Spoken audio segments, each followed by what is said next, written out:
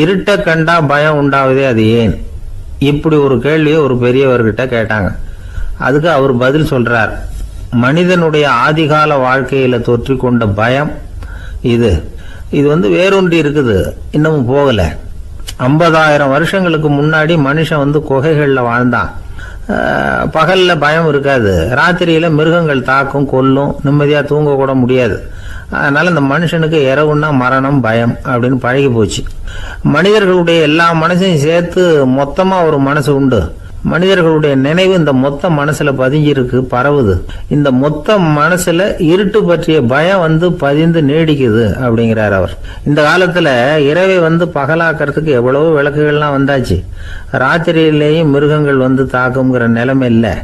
பாதுகாப்பான வீடுகள், விலங்குகளும் விலகி போயிட்டு, விலங்குகள்லாம் விலகி போயிட்டு, வீடுகளும் பாதுகாப்பா இருக்குது. சரி, இருந்தாலும் அந்த பழங்கால பயம் இருட்டு பயம் இன்னமும் மனுஷனை விட்டு போகல.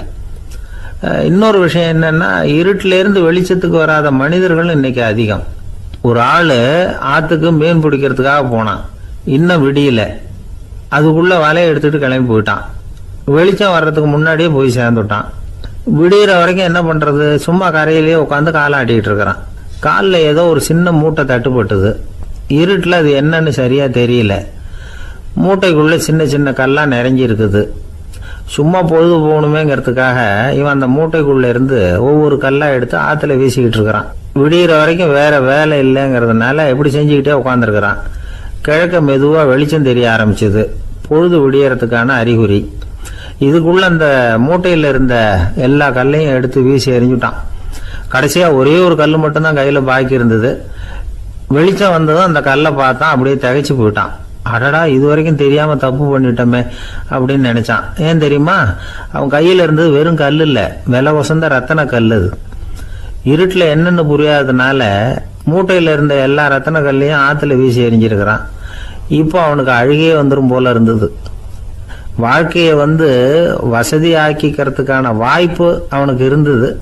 இருந்தாலும் இருட்டுல அதை இழந்துட்டான். அந்த வகையில அவனுக்கு கொஞ்சம் அதிர்ஷ்டம் இருந்திருக்குது. அதாவது ஏதோ ஒரு வகையில இருந்திருக்குது. அதனாலதான் அந்த கடைசி கல்ல எரியறதுக்குள்ள வெளிச்சம் வந்துட்டுது. பல பேருக்கு அந்த அளவு கூட அதிர்ஷ்டம் வர்றது இல்லை. எல்லாத்தையும் வீசினதுக்கு அப்புறம் தான் வெளிச்சம் வரும். என்னன்னு விவரம் தெரியாமலே எழுந்திரிச்சு வந்துருவாங்க. வாழ்க்கைங்கிறது ஒரு பெரிய புதையல். அதை புரிஞ்சிக்காம மனுஷன் அதை வீசி எரிஞ்சுக்கிட்டு இருக்கான் அப்படிங்கிறது தான் பெரியவங்க கருத்து. சில பேருக்கு புரிஞ்சுக்கிற நேரம் வரும், அதுக்குள்ள வாழ்நாள்லாம் ஓடி போயிருக்கும். அதுக்கப்புறம் என்ன பண்றது? நம்மால் ஒருத்தன் கையில ஒரு சின்ன பையோட வந்துகிட்டு இருந்தான். பை உள்ள ஏகப்பட்ட நகைகள், ரத்தன கல் எல்லாம் இருக்கு. வந்துகிட்டு இருந்தவன் திடீர்னு அந்த பையை அப்படியே ஒரு குளத்துல வீசி எறிஞ்சுட்டான். மகான்கள் தான் இப்படி பற்று இல்லாம இருப்பாங்க. என்னங்க இது, விலை மதிப்புள்ள அந்த பையை இப்படி குளத்துல வீசி எறிஞ்சுட்டீங்களே, இதுக்கு என்ன அர்த்தம் அப்படின்னு கேட்டார் அவன் கூட வந்தவர். அவன் மெதுவா இவர் காதோட காதா சொல்றான். ஒரு போலீஸ்காரர் பின்னாடி வந்துகிட்டு இருக்கிறார், அவர் போனதுக்கு அப்புறம் இதை எடுத்துக்குவேன் அப்படிங்கிறான்.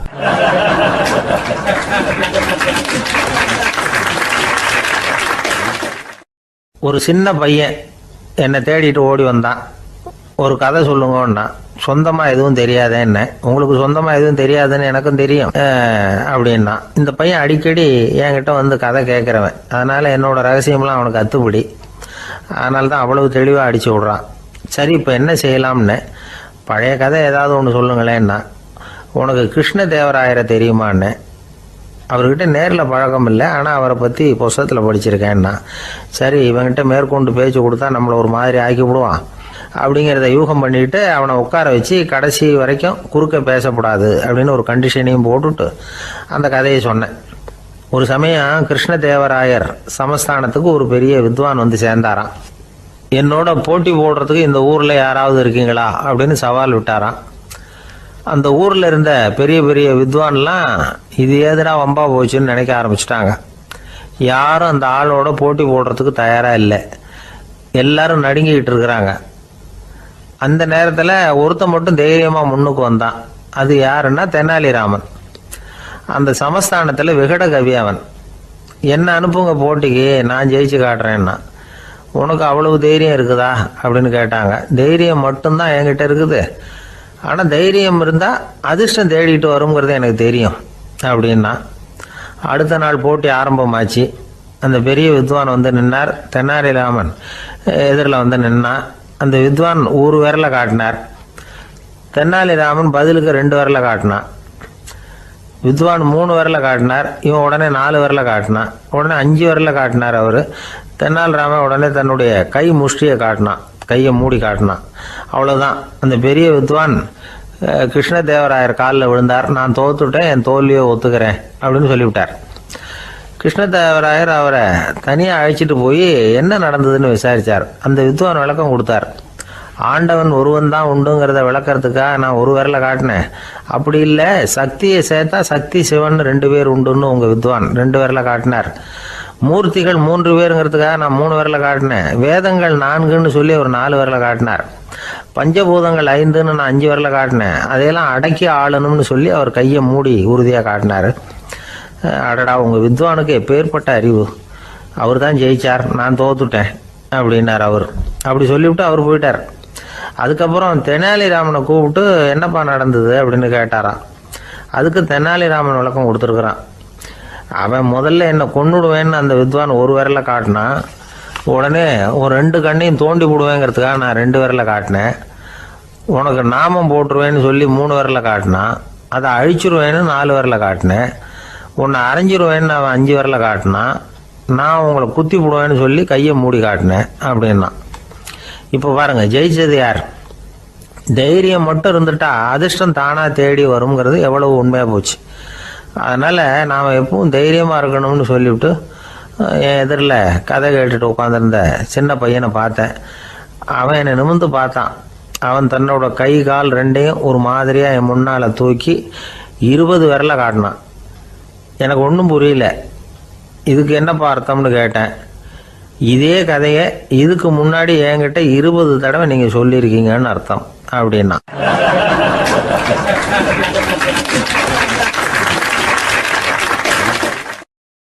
ரெண்டு பேர் சுவாரஸ்யமாக பேசிகிட்டு இருக்கிறப்போ குறுக்க புகுந்து தொந்தரவு பண்ணுறதுக்குன்னே சில பேர் இருப்பாங்க. அது ரொம்ப இடைஞ்சலாக இருக்கும். இதே மாதிரி மின்காந்தம் கூட குறுக்க புகுந்து தொந்தரவு பண்ணும். கடைசியில் அது ஒரு பெரிய இடைஞ்சலில் கொண்டாந்து விட்டுரும். சில வீடுகளில் கேபிள் கனெக்ஷன் இல்லாமல் சில தனியார் டிவி காட்சிகள் தெரியும். அதுக்கு என்ன காரணம்னா இந்த மின்காந்த குறுக்கீடு தான் காரணம். இதைத்தான் சுருக்கமாக இஎம்ஐ அப்படின்னு சொல்கிறாங்க. அதாவது எலக்ட்ரோ மேக்னெட்டிக் இன்டர்ஃபியரன்ஸ்.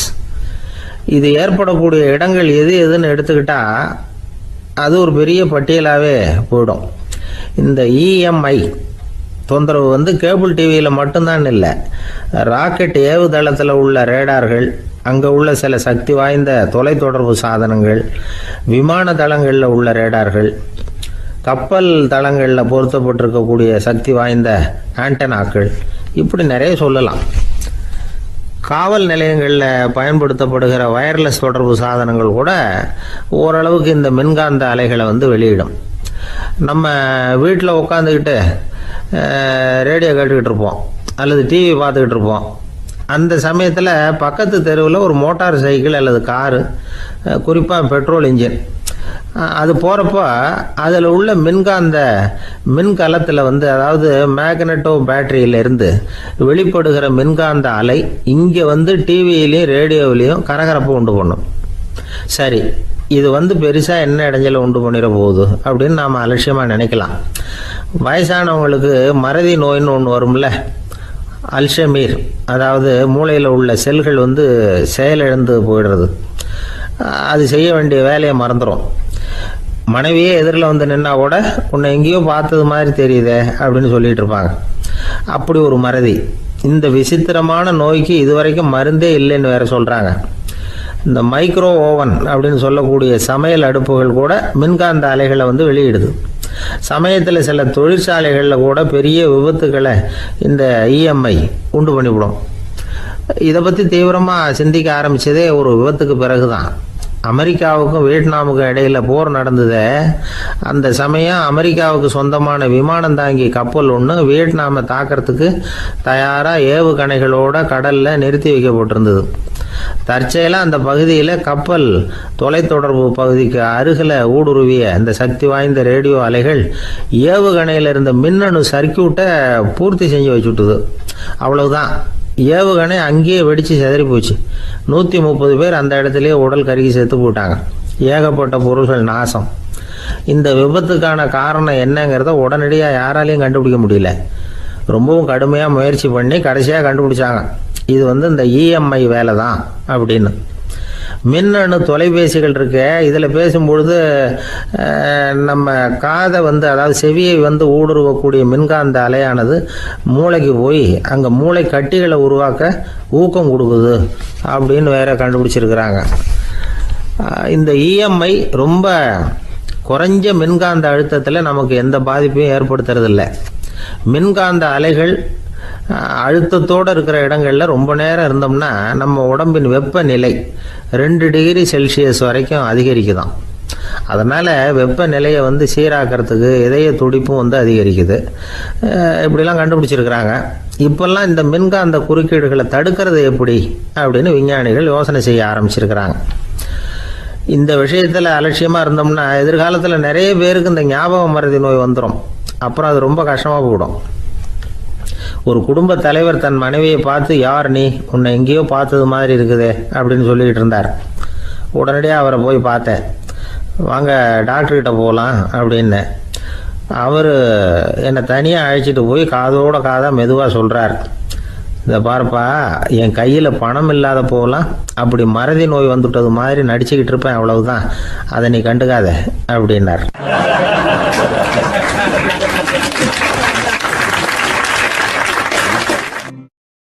ஒருத்தர் வேகமாக நடந்து போகிறார். கடத்தெருவில் ஒரு ஸ்வீட்டு கடையை பார்க்குறார். உடனே சடன் பிரேக் போட்டது மாதிரி நிற்கிறார். ஒரு ஸ்வீட் வாங்கி சாப்பிட்லாமேன்னு மனசு சொல்லுது. டாக்டர் வேணாம்னு சொல்லியிருக்கிறார், உடம்புக்கு ஒத்துக்காது, அதனால் அது வேணாம்னு சொல்லுது அறிவு. இவர் மனசு சொல்கிறத கேட்கல, அறிவு சொல்கிறபடி கேட்குறார். அதனால் மறுபடியும் வேகமாக அங்கேருந்து நடந்து போயிடுறார். அவர் நல்ல மனுஷன்.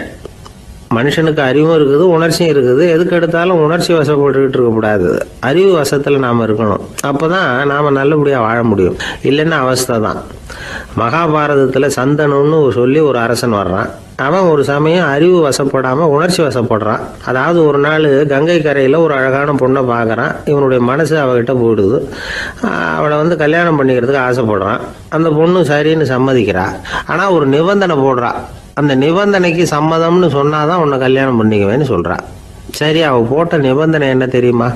இது மாதிரி, நான் உங்க மனசு புண்படுற மாதிரி எந்த காரியம் பண்ணாலும் நீங்க என்ன ஏன்னு கேட்கக்கூடாது, நான் செய்யற காரியத்தை தடுக்கவும் கூடாது. அப்படி நீங்க செஞ்சா அடுத்த கணமே நான் உங்களை பிரிஞ்சு போயிடுவேன். இதுதான் அந்த பொண்ணு போட்ட நிபந்தனை. சந்தன அரசன் இந்த நிபந்தனையை ஒத்துக்கலாமா? இதை அறிவுபூர்வமாக யோசிச்சிருந்தா இதுக்கு கட்டுப்பட்டுருக்க மாட்டான். இந்த நிபந்தனைக்கு நான் சம்மதிக்க மாட்டேன்னு தான் சொல்லியிருக்கணும். ஆனால் அவன் அந்த நேரத்தில் உணர்ச்சி வசத்தில் இருந்தான். அதனால் நீ என்ன சொன்னாலும் சரின்னு ஒத்துக்கிட்டான். அவளை கல்யாணம் பண்ணிக்கிட்டான். இதனால் என்ன ஆச்சு? 7 பச்சை இளம் குழந்தைகளை பிறந்த உடனே அவள் கங்கையில் தூக்கி எறிஞ்சி கொல்லக்கூடிய கோர காட்சியை இவன் ஒன்று பின்னாடி ஒன்றா பார்க்க வேண்டியதாக போச்சு. கடைசியில் 8வது குழந்தை பிறந்ததுன்னா அவனுடைய அறிவு மேலோங்குது. அந்த கொடிய செயலை தடுத்து நிறுத்துறான். அந்த 8வது குழந்தை தான் பின்னாடி பீஷ்மர் ஆகிறார். ஒரு பக்தி பிரசங்கத்தில் ஒரு பேச்சாளர் இந்த விஷயத்தை சொல்லிவிட்டு இன்னொரு விஷயமும் சொன்னார். அது என்னன்னா, சந்தனு மன்னன் அறிவுக்கும் உணர்ச்சிக்கு நடுவில் அகப்பட்டு தவிச்சதுனால அவன் வம்சத்தில் வந்த கௌரவர்கள் உணர்ச்சி வசப்பட்டாங்க, பாண்டவர்கள் அறிவு வசப்பட்டாங்க அப்படின்னு சொன்னார். மனுஷனுக்கு உணர்ச்சியை விட அறிவு மேலோங்கி இருக்கணுங்கிறது சரிதான். ஆனால் அந்த அறிவை எப்படி உபயோகப்படுத்துகிறோங்கிறது முக்கியம். ஒருத்தர் சொன்னார், சார், இன்னைக்கு கோயம்புத்தூரில் ஒரு கல்யாணம், அதுக்கு நான் போக முடியலேன்னு நினைக்கும் பொழுது மனசுக்கு ரொம்ப வருத்தமாக இருக்குது சார் அப்படின்னார். ரொம்ப உணர்ச்சி வசப்பட்டார். அதுக்காக கவலைப்படாதீங்க சார், ஒரு வாழ்த்து தந்தி கொடுத்துருங்களேன் அப்படின்னார் இன்னொருத்தர். அது எப்படி சார் முடியும்னார் அவர். நான் தானே சார் கல்யாண மாப்பிள்ளை அப்படிங்கிறார் அந்த ஆள்.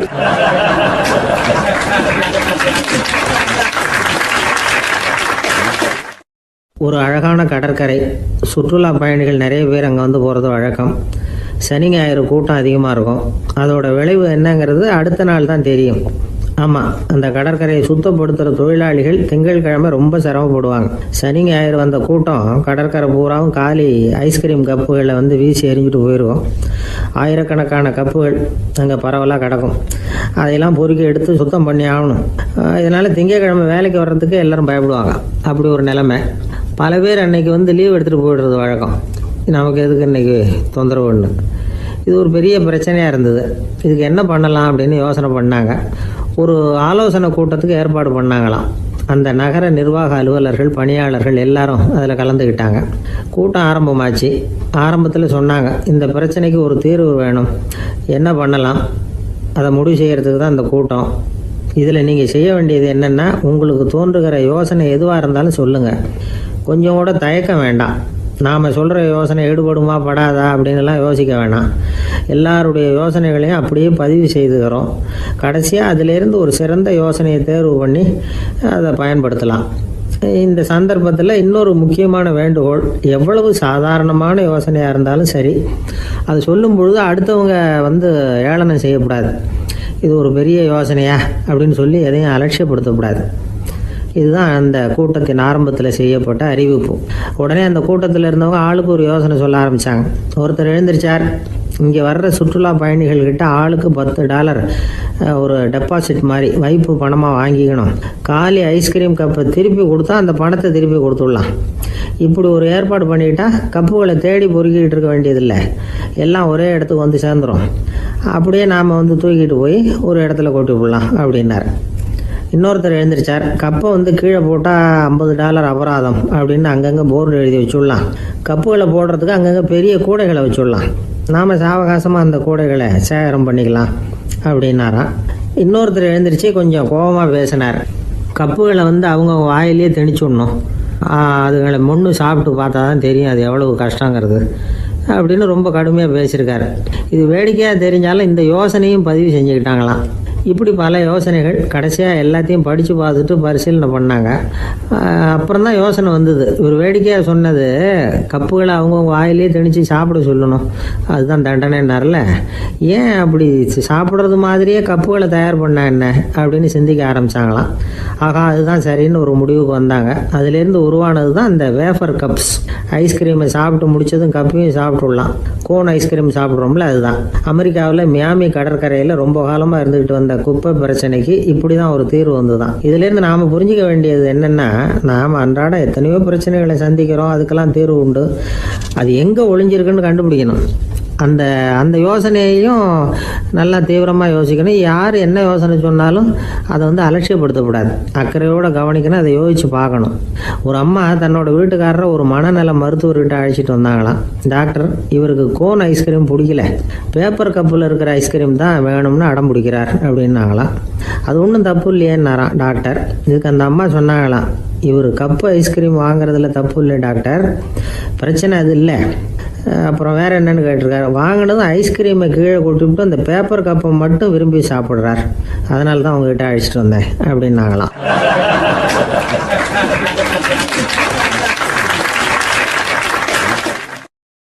ஒரு நண்பர் வந்தார். ரொம்பவும் இறுக்கமாக உடை அணிஞ்சிருந்தார். அதாவது ஆடைக்குள்ளே அவர் மாட்டிக்கிட்டு இருந்தது மாதிரி தெரிஞ்சது. ஏன் துணி குறைச்சலாக எடுத்துட்டிங்களா அப்படின்னு கேட்டோம். இல்லைங்க, எனக்கு எப்போவுமே இறுக்கமாக உடை அணிகிறது தான் பிடிக்கும் அப்படின்னார். ஒருத்தர் எப்படி உடை அணிகிறார் அப்படிங்கிறத வச்சு அந்த ஆள் எப்படிப்பட்டவர் அப்படிங்கிறத கண்டுபிடிச்சிடலாம். உடை அணிகிற விதம் ஒருத்தருடைய மனநிலையை வெளிப்படுத்துதான். இப்போ இறுக்கமான உடை அணிகிறவங்க பொதுவாக மன நிம்மதி இல்லாதவங்களாக இருப்பாங்களாம், கோபக்காரங்களாக இருப்பாங்களாம். ரொம்ப தொலைதொலைப்பாக ஆடை அணிகிறவங்க இருக்கிறாங்கல்ல, அவங்கெல்லாம் அமைதியான ஆளாக இருப்பாங்களாம், சாந்தமாக இருப்பாங்களாம். இவங்கெல்லாம் போராடுறதுக்கு சரியாக வரமாட்டாங்களாம். இப்படி ஒரு கணிப்பு இருக்குது. அதனால தான் போர் வீரர்களுக்கெல்லாம் இறுக்கமான உடையை தான் கொடுக்கறது வழக்கம். ஆனால் சன்னியாசிகளை பாருங்கள், அவங்களுக்கெல்லாம் ரொம்ப தொலை உடைகள் தான். அவங்கெல்லாம் டைட் பேண்ட் போட்டுக்கிட்டு நிற்க மாட்டாங்க சன்னியாசிகள்லாம். அதே மாதிரி சன்னியாசிகள்லாம் காவி உடையை தேர்ந்தெடுக்கிறதுக்கும் காரணம் உண்டு. பல ஆண்டுகள் சோதனை செஞ்சு பார்த்துட்டு தான் சன்னியாசத்துக்கு காவி தான் சரி அப்படின்னு முடிவு பண்ணியிருக்கிறாங்க. இப்போ பௌதீக விஞ்ஞானப்படியும் அதுதான் சரி. அதாவது சூரிய ஒளியில் 7 வண்ணங்கள் உண்டு. ஒரு பொருள் மேலே அது விழும் பொழுது அந்த பொருள் நமக்கு சிவப்பாக தெரிஞ்சதுன்னா அந்த பொருள் சிவப்பை தவிர மற்ற எல்லா நிற கதிர்களையும் உள்வாங்கிக்கிட்டு சிவப்பு நிறத்தை மட்டும் வெளியில் விடுது, அதாவது விலக்கி விடுது. அதனால தான் அந்த பொருள் சிவப்பாக தெரியுது. உடல் ஆரோக்கியத்துக்கு ஓரளவு சிவப்பு தேவைப்படுது. அதனால தான் காவி உடை அணிஞ்சால் சூரிய ஒளி ஓரளவு சிவப்பை விலக்கிவிடும். அதாவது சிவப்பின் பலனும் கிடைக்கும், இந்த சிவப்பின் கெடுதலும் இல்லை. அப்படின்னு யோசனை பண்ணாங்க. காவி உதய வேளையின் நிறம். கீழ் வானத்தில் கதிர் உதிக்கிற வேளையில் முதல் ஒளி தோன்றுகிற நேரத்தில் காவி நிறம் தான் கசியும். தியானம் செய்கிறப்போ முதல்ல காணக்கூடிய ஒளி காவி நிறம் தான். தியானத்தின் உச்ச நிலையின் நிறம் நீலம். தியானம் காவி நிறத்தில் ஆரம்பமாகி நீல நிறத்தில் நிறைவடைகிறது அப்படிங்கிறார் ஓஷோ. நீலம் தியான சிகரம். காவி தியான ஆரம்ப குறியீடு, ஒரு சன்னியாசியின் ஆரம்ப தரிசனம் அப்படிங்கிறார் அவர். ஒருத்தர் நாள் பூரா காவி உடைய அணிஞ்சிருந்தா அந்த நிறம் அவருக்கு தியானத்தை பற்றிய நினைவை ஊட்டிக்கிட்டே இருக்கும். இப்படியே ஆடைக்கும் தியானத்துக்கும் இடையில ஒரு தொடர் ஏற்படுது. ஒரு துறவியின் உள்ளார்ந்த பண்பா அது மாறுது. கடை வீதியில் ஒரு பொருள் வாங்க போகிறோம், அது மறந்துடக்கூடாதுங்கிறதுக்காக ஞாபகம் முடிச்சு போட்டுக்கிறோம். அந்த முடிச்சுக்கும் பொருளுக்கும் தொடர்பு இல்லை. ஆனால் கடை வீதிக்கு போன உடனே அந்த முடிச்சு அந்த பொருளை ஞாபகப்படுத்துது. அதாவது அந்த முடிச்சு ஒரு தொடர்பு அம்சமாக அமையுது. அது மாதிரி தான் காவி உடையும். ஒரு துறவி நடக்கும் பொழுது, சாப்பிடும் பொழுது, குளிக்கும் பொழுது அவருடைய காவி உடை அவருக்கு ஞாபகப்படுத்திக்கிட்டே இருக்கும். அது ஒரு நிலைப்படுத்தப்பட்ட நினைவாக ஞாபகம் முடிச்சாக மாறிடுது. காவி ஆடை இல்லைன்னா ஒருத்தரால் துறவியாக முடியாதுன்னு அர்த்தம் இல்லை. அதே நேரத்தில் காவி ஆடையால் ஒன்றும் பிரயோஜனம் இல்லை, அதில் ஒன்றும் அர்த்தம் இல்லை அப்படின்னு சொல்லிட முடியாது. இதுதான் உண்மை. இவ்வளவு தூரம் காவி ஆடையை பற்றி சொல்கிறதுனால எல்லாரும் சன்னியாசியாக போயிடுங்கோ அப்படின்னு நாம் சொல்கிறதாக யாரும் நினச்சிடக்கூடாது. மனசுக்கும் நிறத்துக்கும் உள்ள சம்பந்தத்தை தெரிஞ்சுக்கிறதுக்காக தான் இவ்வளவும். நமக்கு தெரிஞ்ச நண்பர் ஒருத்தர் இருக்கிறார், ஆஃபீஸில் வேலை பார்க்குறவர். ஒவ்வொரு மாதமும் 20ஆம் தேதிக்கு பிறகு அவரை போய் பார்த்தீங்கன்னா காவி உடை அணிஞ்சிக்கிட்டு, கண்ணை மூடிக்கிட்டு, கை ரெண்டையும் விரித்து வச்சுக்கிட்டு தியானத்திலேயே உட்காந்துருப்பார். ஏன் இப்படி பண்ணுறீங்கன்னு கேட்டேன். அதாவது 20ஆம் தேதிக்கு பிறகு என் கையில் ஒரு பைசா கூட கிடையாது, ஒரு சன்னியாசி லெவலில் இருக்கிறேன், என்கிட்ட எதுவும் செலவுக்கு கேட்காத அப்படின்னு என் மனைவிக்கு நான் சூக்காக உணர்த்துறதுக்காக அப்படி உட்காந்துருப்பேன் அப்படின்னு விளக்கம் கொடுக்குறார் அவர்.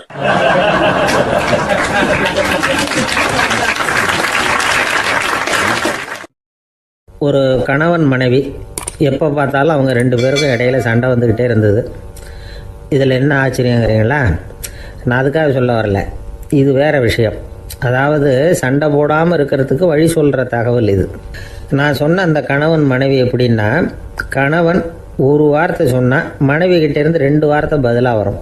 இதுக்கு கணவன்கிட்டேருந்து 4 வார்த்தை பதிலாக வரும். இப்படி வார்த்தைகள் பெருகி போய் கடைசியில் வம்பில் முடியும். அந்த அம்மா பொறுத்து பார்த்தாங்க, அவங்களால தாக்கு பிடிக்க முடியல. பக்கத்து வீட்லேயே ஒரு கணவன் மனைவி இருந்தாங்க, அவங்களுக்குள்ள சண்டை வர்றதில்லை. அது எப்படி அவங்களால மட்டும் சண்டை போடாமல் இருக்க முடியுது அப்படின்னு இந்த அம்மாவுக்கு ஆச்சரியம். ஒரு நாள் நேராக பக்கத்து வீட்டு அம்மாக்கிட்டே போய், ஏம்மா நீங்கள் எப்படி கணவனும் மனைவியும் சண்டை போட்டுக்காமல் இருக்கிறீங்க, அது எப்படி முடியுது உங்களால் அப்படின்னு கேட்டாங்க. அதுக்குன்னு ஒரு மருந்து இருக்குது, அதை சாப்பிட்டா சண்டை வராது அப்படின்னாங்க அவங்க. சரிங்க, அந்த மருந்தை அவர் சாப்பிட மாட்டேன்னு சொல்லிட்டா என்ன பண்ணுறது அப்படின்னு கேட்டிருக்கிறாங்க இவங்க. அந்த மருந்து அவருக்கு இல்லைம்மா, உனக்கு தான் அப்படின்னாங்களாம் அவங்க. அப்படியா, அப்படின்னா கொடுங்க, ரொம்ப நல்லதாக போச்சு. அதை எப்படி சாப்பிட்றதுங்கிற விவரத்தையும் சொல்லுங்கள், எங்கே அது கிடைக்குங்கிறதையும் சொல்லுங்கள், வாங்கிக்கிறேன் அப்படின்னு கேட்டாங்களாம் இவங்க. வேறு எங்கேயும் போய் வாங்க வேண்டாம், என்கிட்டே இருக்க அந்த மருந்து அதில் கொஞ்சம் தர்றேன், வாங்கி வச்சுக்க. உன் வீட்டுக்காரர் உன்னோட சண்டையை ஆரம்பிக்கிறப்போலாம் நீ இந்த மருந்தில் 1 அவுன்ஸ் வாயில் ஊற்றிக்கணும். அதை உடனே குடிச்சிடக்கூடாது, ஒரு 5 நிமிஷமாவது அது வாயில் இருக்கணும், அதுக்கப்புறம் குடிச்சிடலாம் அப்படின்னு சொல்லி ஒரு பாட்டில் மருந்தை இந்த அம்மாக்கிட்ட கொடுத்து அனுப்புனாங்களாம். மருந்தை எடுத்துக்கிட்டு இந்த அம்மா வீட்டுக்கு வந்திருக்கிறாங்க. வீடு பூட்டி இருந்ததுனால கணவன் வாசல்லையே காத்துக்கிட்டு இருக்கிறான். மனைவியை கண்டதும் சண்டை போட ஆரம்பிச்சிட்டான். வீட்டை பூட்டி விட்டு எங்கே போய் தொலைஞ்ச, எவ்வளோ நேரமாக ஒரு மனுஷன் வாசல்லையே காத்துட்டு கிடக்கிறது அப்படி இப்படின்னு கத்த ஆரம்பிச்சிட்டான். மனைவி இதுக்கு பதிலே சொல்லலை. அந்த அம்மா பேசாமல் வீட்டை திறந்தாங்க, சமையல் அறைக்குள்ளே போனாங்க, 1 அவுன்ஸ் மருந்தை வாயில் ஊற்றிக்கிட்டாங்க. அன்னைக்கு சண்டை மேற்கொண்டு வளரவே இல்லை, நின்றுட்டுது. மருந்து பரவாயில்லை. அதுக்கப்புறம் பல சந்தர்ப்பங்களில் சண்டை வரும் போல் இருக்கிற போலாம் இந்த மருந்து அதை நிறுத்தியிருக்கு. பிரமாதமான மருந்தாக இருக்குது இதை கொஞ்சம் அதிகமாகவே வாங்கி வீட்டில் வச்சுக்க வேண்டியது தான் அப்படின்னு முடிவு பண்ணிட்டு இந்த அம்மா மறுபடியும் பக்கத்து வீட்டு அம்மாக்கிட்ட போனாங்க. எவ்வளவு விலையானாலும் சரி, நான் காசு கொடுத்து வாங்கி வச்சுக்கிறேன், எந்த கடையில் இருக்குது இந்த மருந்து சொல்லுங்க அப்படின்னு கேட்டாங்க. இந்த மருந்துக்கு விலையே கிடையாதுங்க, இலவசமாகவே கிடைக்கும்னாங்களாம் அவங்க. அது எப்படி விலையில்லாமல் இதை விற்க முடியுது அப்படின்னு கேட்டாங்களாம் இவங்க. அது மருந்தாக இருந்தால் தானே விலை வைக்கிறதுக்கு, அது வெறும் தண்ணி தானே அப்படின்னாங்களாம். வெறும் தண்ணியாக சண்டையை நிறுத்துது அப்படின்ட்டு இருக்காங்க இவங்க. அது சண்டையை நிறுத்தலை, உன்னோட மௌனம் தான் சண்டையை நிறுத்துது. நீ வாயில் தண்ணியை வச்சுக்கிறதுனால எதிர்த்து பேசுறதில்ல, அதனால் உன்னுடைய கணவர் கோபம் வந்து சாந்தமாயிடுது அப்படின்னாங்களாம் அவங்க. இந்த கதையிலேருந்து சண்டையை நிறுத்துகிற மருந்து எதுன்னு தெரிஞ்சுக்கிட்டோம் இல்லையா. ஒருத்தர் என்ன பண்ணார், பாட்டிலில் வந்து தண்ணியை ஊற்றி வச்சுக்கிட்டு அவர்கிட்ட வர்றவங்களுக்கெல்லாம் இதை சிபாரிசு பண்ணலாம்னு நினச்சிக்கிட்டு உட்காந்துருந்தார். ஒரு அம்மா வந்தாங்க. இதை கேட்டுவிட்டு இதையே ஒரு மருந்து மாதிரி கொடுக்கலாம்ங்கிறது அவர் முடிவு. அதனால் பாட்டிலில் தண்ணியை அடித்து வச்சுக்கிட்டு அதில் கலருக்காக என்னத்தையோ ஒரு ஜீரகம் அது மாதிரி எதையாவது கலந்து வச்சுக்கிட்டு ஒரு மருந்து மாதிரி ஒரு பாவனையில் வச்சுக்கிட்டு உட்காந்துருக்காரு. யாராவது வீட்டில் சண்டைன்னா என்கிட்ட வாங்க மருந்து தரேன்னு. ஒரு அம்மா வந்தாங்க. எனக்கும் என் வீட்டுக்காரருக்கும் அடிக்கடி சண்டை வருதுங்க அப்படின்ட்டு இருக்காங்க. கவலைப்படாதம்மா, நான் ஒரு மருந்து தரேன்னு சொல்லி வீட்டுக்குள்ளே போய் ஒரு பாட்டில் எடுத்து வந்து கொடுத்தாரு. பாட்டிலில் இருக்கிறது என்னங்கிறத சொல்லிவிட்டா அது பேரில் மரியாதை வராது இல்லையா, அதனால் சொல்லலை. அந்த அம்மா வாங்கிட்டு போனாங்க. 4 நாள் கழித்து திரும்பி வந்தாங்க. என்னம்மா வீட்டில் சண்டை நின்று போச்சான்னு கேட்டிருக்காரு இவர். அங்கே நின்று போச்சுங்க, இப்போ உங்ககிட்ட ஆரம்பமாக போகுதுன்னாங்களாம். என்னம்மா அப்படின்ட்டுருக்காரு அவர் பயந்து போய். பின்ன என்னங்க நீங்கள் என்ன மருந்து கொடுத்துருக்குறீங்க என்னங்க அப்படின்னாங்களாம் கோபமாக. அது வெறும் தண்ணி தானே அப்படின்ட்டுருக்காரு இவர். தண்ணியாக இது நல்லா பாருங்கள் அப்படின்னு அந்த பாட்டிலில் நீட்டினாங்களாம். இவர் வாங்கி பார்த்துருக்காரு. அப்புறம் தான் விஷயம் புரியுது அவருக்கு. இவர் கை தவறுதலாக அவங்க வீட்டில் இருந்த மண்ணெண்ணெய் பாட்டில் எடுத்து அவர்கிட்ட கொடுத்துருக்குறாங்க. அப்புறம் என்ன ஆகும், சண்டை வராமல்.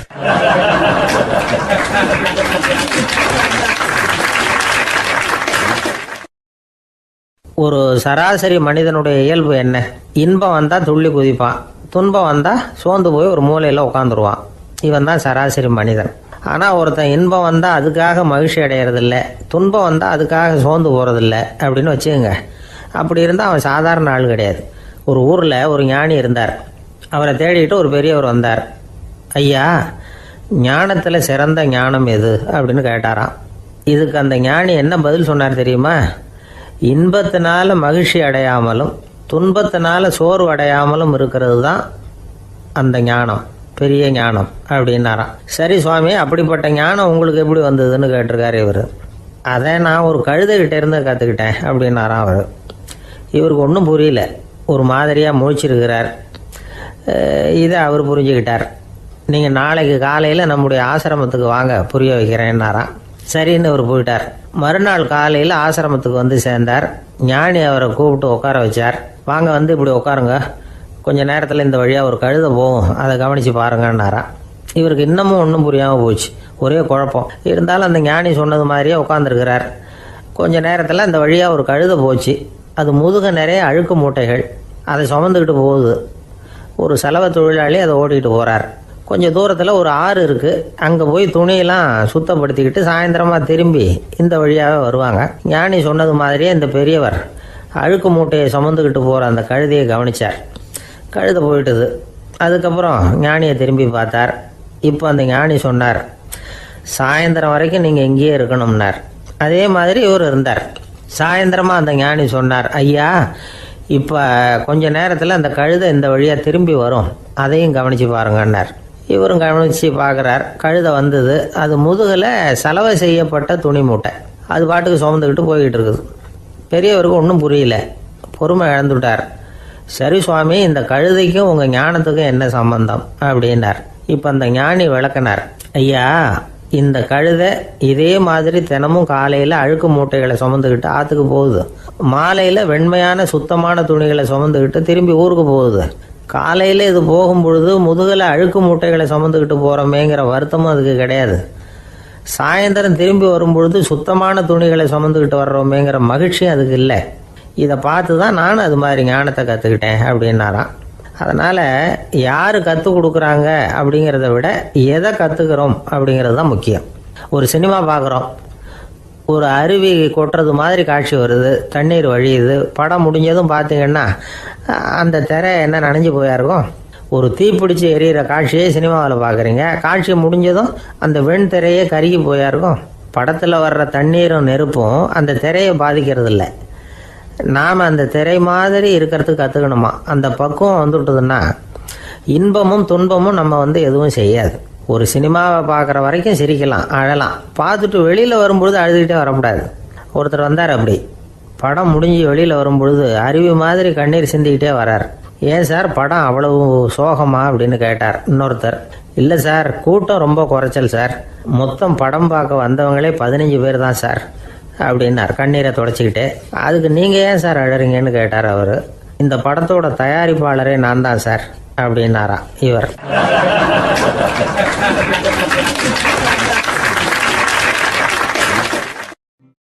நமக்கு முன்னாடி நமக்கு வேண்டிய ஒருத்தர் ஒரு கிளாஸில் நமக்கு பழச்சாறு கொண்டாந்து வைக்கிறாருன்னு வச்சுக்கோங்க. உடனே நாம் என்ன பண்ணுவோம்? எடுத்து கிடுகிடுன்னு சாப்பிட்ருவோம், அடுத்தவங்க யாரும் வர்றதுக்குள்ள. அதை விட்டுட்டு அதை கொண்டாந்து வச்சவர்கிட்டயே அதோட விலை என்ன அப்படி இப்படின்னு நான் கேட்டுக்கிட்டு இருப்போம். நாம் கேட்க மாட்டோம். ஆனால் காந்திஜி அப்படி கேட்டாராம். எப்போ தெரியுமா? 1935.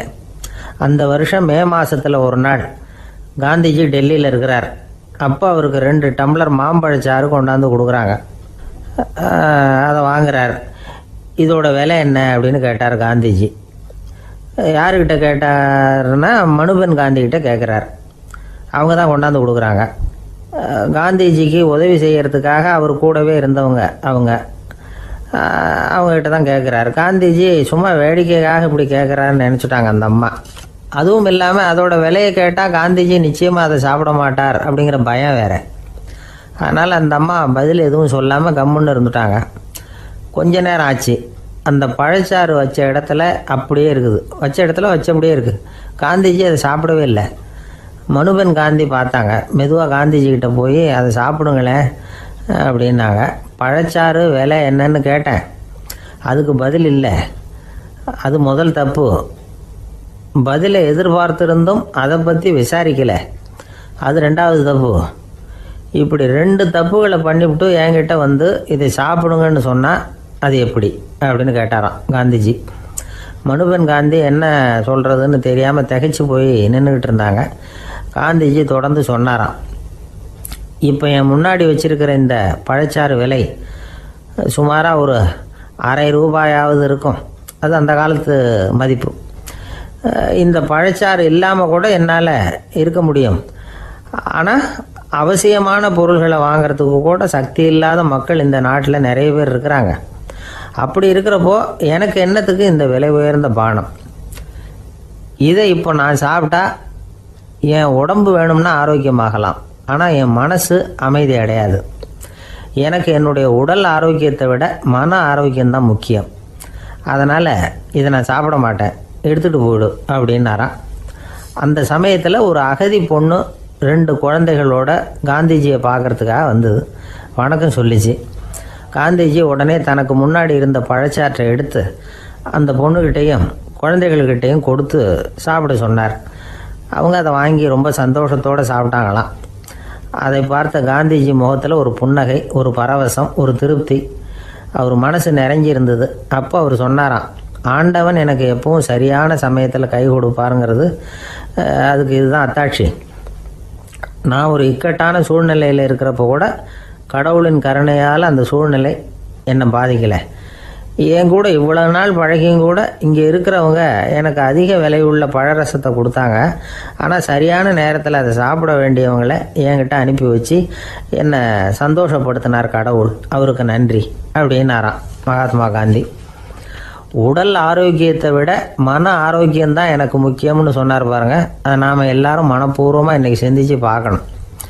இந்த காலத்தில் எல்லாரும் அப்படியா நினைக்கிறாங்க? எனக்கு தெரிஞ்ச ஒருத்தர் இருந்தார். தினமும் காலையில் ஒரு காஃபி சாப்பிட உட்கார்ற நேரத்தில் பக்கத்து வீட்டுக்காரர் வந்து சேருவார் கரெக்டாக. உடனே அவரும் தனக்குன்னு வந்திருக்கிற காப்பியை எடுத்து மனப்பூர்வமாக பக்கத்து வீட்டுக்காரர்கிட்ட கொடுத்துருவார். அதுக்கப்புறம் அவருக்காக வேறு காப்பி போட்டு கொண்டாந்து கொடுத்தாலும் வேண்டான்னு சொல்லிடுவார். ஆண்டவனாக பார்த்து சரியான நேரத்தில் அவரை எங்கள் வீட்டுக்கு தினமும் அனுப்பி வைக்கிறார் அப்படிம்பார். ஏன் அப்படி சொல்கிறீங்க அப்படின்னு கேட்டோம் ஒரு நாள். அதுக்கு அவர் சொல்கிறார், எனக்கு என்னோட உடல் ஆரோக்கியம்தான் முக்கியம். இதை கடவுள் புரிஞ்சுக்கிட்டு எங்கள் வீட்டு காப்பியை சாப்பிட்றதுக்கு தினமும் அடுத்த வீட்டுக்காரனை அனுப்பி வைக்கிறார் அப்படின்னார் அவர்.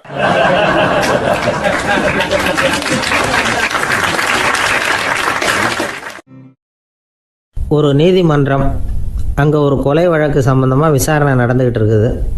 அந்த வழக்கறிஞர் ரொம்ப தீவிரமாக வாதாடிக்கிட்டு இருக்கிறார். தன்னுடைய கட்சிக்காரர் நிரபராதிங்கிறது அவருக்கு நல்லா தெரியும். அதனால தான் அவர் சார்பாக வாதாடுறதுக்கே ஒத்துக்கிட்டார். அப்படி அவர் மும்முரமாக வாதாடிக்கிட்டு இருக்கிற சமயத்தில் அவசரமாக தந்தி ஒன்று வந்து சேர்ந்தது. அதை வாங்கி படித்து பார்த்தார். அதுக்கப்புறம் அதை மடித்து தன்னுடைய கோட்டு பையில் வச்சுக்கிட்டு தொடர்ந்து வாதாட ஆரம்பிச்சிட்டார். பேசி முடித்தார். அதுக்கப்புறம் அங்கே கோர்ட்டில் இருந்த சக வக்கீல்கள் அவர்கிட்ட வந்தாங்க. தந்தி ஒன்று வந்ததே, என்ன விஷயம் அப்படின்னு விசாரிச்சாங்களாம். அப்போ அவர் சொல்லியிருக்கிறார், ஊரில் சிகிச்சைக்காக போயிருந்த என்னுடைய மனைவி இறந்து போனதாக தந்தி வந்திருக்குது அப்படின்னாராம். மற்ற வக்கீல்களுக்கு அதிர்ச்சி. என்னங்க இது, மனைவி இறந்ததை விட கேஸு முக்கியமாக உங்களுக்கு அப்படின்னு கேட்டிருக்கிறாங்க. இறந்து போன என் மனைவி மறுபடியும் திரும்பி வர போகிறதில்ல. ஆனால் என்னுடைய கட்சிக்காரர் ஒரு கொலை வழக்கில் மாட்டிக்கிட்டார். அவரும் நிரபராதி. அவர் உசுரை நான் காப்பாற்ற வேணாமா? இதுதான் என்னுடைய கடமை அப்படின்னாராம். இப்படி இவர் சொன்னதும் எல்லாரும் அப்படியே திகைச்சு போய் நின்றுட்டாங்களாம். சரி, கடமைக்கு முக்கியத்துவம் கொடுத்த அந்த வழக்கறிஞர் யார் தெரியுமா? அவர் தான் இரும்பு மனிதர் சர்தார் வல்லபாய் பட்டேல். குஜராத் மாநிலத்தில் 1875 அக்டோபர் 31 அன்றைக்கு ஜாவேரி பாய் அப்படிங்கிறவருக்கு 4வது பிள்ளையாக அவர் பிறந்தாராம். இந்த ஜாவேரி பாய் யார் தெரியுமா? ஜான்சி ராணி லட்சுமி பாய் போர் படையில் ஒரு வீரராக பணிபுரிஞ்சவர். இளம் வயசில் வல்லபாய் பட்டேல் ரொம்ப சிரமப்பட்டு படிச்சிருக்கார். விடாமுயற்சி வெற்றியை கொடுத்தது. கல்லூரியிலையும் காலடி வச்சார். அதுக்கப்புறம் வக்கீல் பட்டத்தையும் வாங்கினார். பிரிட்டிஷ் ஆட்சி நடந்துக்கிட்டு இருந்த சமயம் குஜராத்தை சேர்ந்த பர்டோலி தாலுக்காவில் விவசாயிகள் மேலே அரசாங்கம் திடீர்னு நில வரியை வசதி விட்டு தான். ஏழை விவசாயிகள் ரொம்ப கஷ்டப்பட்டுருக்காங்க. அரசாங்கம் வரி செலுத்தாத விவசாயிகளின் நிலங்களையெல்லாம் ஜப்தி செஞ்சுதான். அரசாங்கத்தை எதிர்க்கிறவங்களையெல்லாம் கைது பண்ணி சிறையில் அடைச்சிட்டாங்களாம். சில பேர் வீடு வாசல் ஆடு மாட்டையெல்லாம் விற்று கூட வரி கட்ட வேண்டிய நிலைமைக்கு ஆளாயிட்டாங்க. வழக்கறிஞர் வல்லபாய் பட்டேல் நில வரியை உடனே ரத்து பண்ணணும் அப்படின்னு பம்பாய் கவர்னருக்கு ஒரு கடிதம் எழுதினார். எந்த பலனும் இல்லை. உடனே எல்லா விவசாயிகளையும் அணி திரட்டினார். அதுக்கு தானே தலைமை தாங்கினார். சத்தியாகிரகம் நடத்தினார். அந்த பகுதியில் எந்த வேலையும் நடக்கலை. வேறு வழி இல்லை. ஆட்சியாளர்கள் உடனே வரியை ரத்து பண்ணாங்க. சிறையில் இருந்தவங்களெல்லாம் வெளில விட்டாங்க. 1928 ஆகஸ்ட் 6 சர்க்காருக்கும் விவசாயிகளுக்கும் இடையில் ஒரு உடன்பாடு ஏற்பட்டது. அதுக்கப்புறம் தான் நிலைமை சரியாக போச்சான். வல்லபாய் பட்டேலின் பொது சேவையை பாராட்டின பொதுமக்கள் அவருக்கு சர்தார் அப்படிங்கிற பட்டத்தை கொடுத்தாங்களாம். சர்தார்னா தலைவர் அல்லது தளபதின்னு அர்த்தம். இரும்பு மனிதர்னு இவருக்கு பேர். இருந்தாலும் நகைச்சுவை உணர்வும் இவருக்கு நிறைய உண்டு. ஒரு தடவை ஒரு பத்திரிகை நிருபர் வந்திருக்கார். சர்தார் பட்டேல்கிட்ட அவருக்கு பிடிச்ச பண்பாடு கலாச்சாரம் எது அப்படின்னு கேட்கணும்னு ஆசை. அதனால் அவரை பார்த்து கேட்டாராம், ஏங்க உங்களுக்கு பிடிச்ச கல்ச்சர் எது அப்படின்னு கேட்டிருக்கார். இதுக்கு சர்தார் பட்டேல் சொன்ன பதில் என்ன தெரியுமா? எனக்கு பிடிச்ச கல்ச்சர் அக்ரிகல்ச்சர் அப்படின்னாராம்.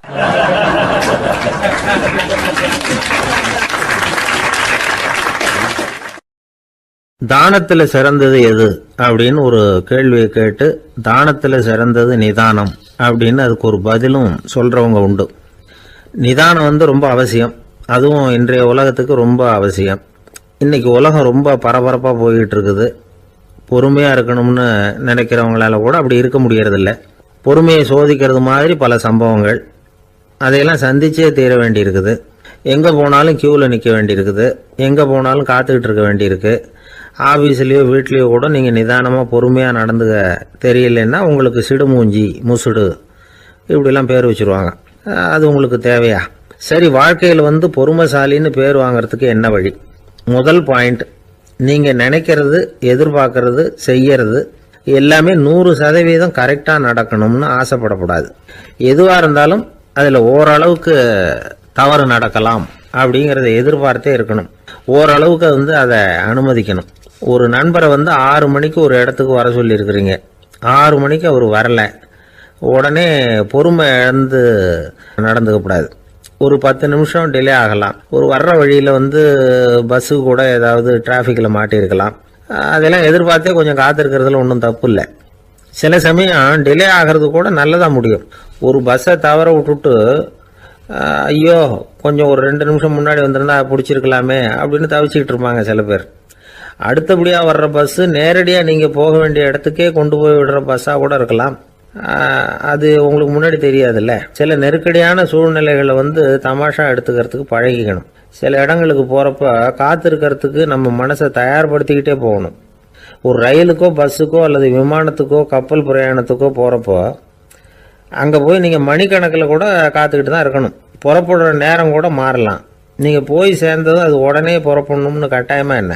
அது மாதிரி சமயத்தில் படிக்கிறதுக்குன்னு சில சுவாரஸ்யமான புத்தகங்களையும் கையில் எடுத்துக்கலாம். உங்களை சுற்றி எவ்வளவோ சுவாரஸ்யமான சம்பவங்கள் நடந்துக்கிட்டு இருக்குதுல்ல, அதையெல்லாம் வேடிக்கை பாருங்கள். எதுக்காக காத்துக்கிட்டு இருக்கிறோமோ அந்த காரியத்தில் உண்மையாகவே நமக்கு ஒரு அக்கறை இருந்தால் நமக்கு போர் அடிக்காது. சில கோயில்களில் பார்த்துருப்பீங்க, தரிசனத்துக்காக பக்தர்கள் நாள் கணக்கில் காத்துக்கிட்டு இருப்பாங்க. அவங்களெலாம் அழுத்துக்கிறது இல்லை. ஆண்டவனை தரிசிக்கணுங்கிற உண்மையான அக்கறை இருக்கிறதுனால அவங்களுக்கு போர் அடிக்கிறது இல்லை. ஆனால் சில சினிமா தியேட்டரில் கூட பார்க்கலாமே, சினிமா கியூ கூட அப்படி தான். சாயந்தரம் 6 மணி ஆட்டத்துக்கு காலம்பரம் 6 மணிக்கே போய் கூட காத்துக்கிட்டு இருப்பாங்க. அவங்களுக்கெல்லாம் போர் அடிக்காது, படம் பார்க்குற ஆர்வம். இன்னொரு முக்கியமான விஷயத்தை நாம் பழக்கப்படுத்திக்கணும். லிவ் ஃபார் தி மூமெண்ட் அப்படிங்கிறாங்க நிபுணர்கள். ரொம்ப பேர் எப்படின்னா அடுத்தபடியாக நடக்க போகிற விஷயத்திலேயே கவனமாக இருப்பாங்க. அந்த நினைப்புலேயே இந்த நிமிஷத்தை பொறுமை இல்லாமல் கழிப்பாங்க. ஒருத்தர் இருக்கார், அவர் எப்படின்னா ஆஃபீஸ் முடியறதுக்குள்ளேயே சார் 5 மணிக்கெல்லாம் ரெடியாக இருங்க, நாம் அந்த ஹோட்டலில் போய் டிஃபன் சாப்பிட்ணும் அப்படின்னு 4 மணிலேருந்து சொல்லிகிட்டு இருப்பார். 4:55 பரபரப்பாக ஓடி வருவார். 2 பேரும் புறப்படுவோம், ஹோட்டலுக்கு போவோம், சாப்பிட்டுக்கிட்டு இருப்போம். அப்படி சாப்பிட்டுட்டு இருக்கிறப்ப சார் சாப்பிட்டு முடித்ததும் நேராக ஒரு ஜவுளி கடைக்கு போகிறோம் அப்படிம்பார். பரபரக்க சாப்பிட்டு முடிப்பார், புறப்படுவார். ஜவுளி கடையில் அவசரமாக சீக்கிரம் பில் போடுங்க சார், சினிமாவுக்கு நேரம் ஆகிடும்பார். சினிமா தியேட்டரில் உட்காந்து அடுத்தபடியாக எங்கே டின்னர் சாப்பிட்றதுன்னு யோசனை பண்ணிகிட்டு இருப்பார். ராத்திரி படுக்கையில் விழுந்ததுக்கு அப்புறமும் நாளைக்கு காலையில் எழுந்திரிச்சதும் அதை பண்ணணும் இதை பண்ணணும்னு திட்டம் போட்டுக்கிட்டே இருப்பார். அதாவது எப்பவும் அடுத்த நிமிஷம், அடுத்த நாள், அடுத்த வாரம், அடுத்த வருஷம், இதுதான் அவங்க சிந்தனை. இந்த நிமிஷம் என்ஜாய்மெண்ட்டை அவங்க இழந்துடுறாங்களாம். அதனால தான் வாழ்நாள் பூரா பொறுமையின்மை, அவஸ்தை, அல்லல். அதனால் நாம் எல்லாரும் வாழ்க்கையில் நிதானமாக இருக்கிறதுக்கு கற்றுக்கணுமா. அதுக்காக இந்த நிதானத்துக்கு வேறு விதமான அர்த்தம் பண்ணிக்கக்கூடாது. ஒருத்தர் அப்படித்தான் ஒரு தடவை அவருடைய குதிரை காணாமல் போயிட்டு தான். அதுக்காக அவர் கவலைப்படலை, நிம்மதியாக இருந்தார், சந்தோஷமாக இருந்தார். என்ன சார் இது, உங்கள் குதிரை திருட்டு போயிட்டுதுங்கிறீங்க, நீங்கள் கவலைப்படாமல் இருக்கிறீங்களே அப்படின்னு கேட்டாங்களாம். அதுக்கு அவர் சொல்லியிருக்கார், நல்ல வேலை சார், கட்டியிருந்த குதிரை காணாமல் போயிருக்குது. நான் அது மேலே உட்காந்துருக்கிற சமயம் அது காணாமல் போயிருந்ததுன்னா, திருட்டு போயிருந்ததுன்னா நானும் சேர்ந்துல காணாமல் போயிருப்பேன் அப்படின்னாராம். எவ்வளவு நிதானமான ஆள் பாருங்க.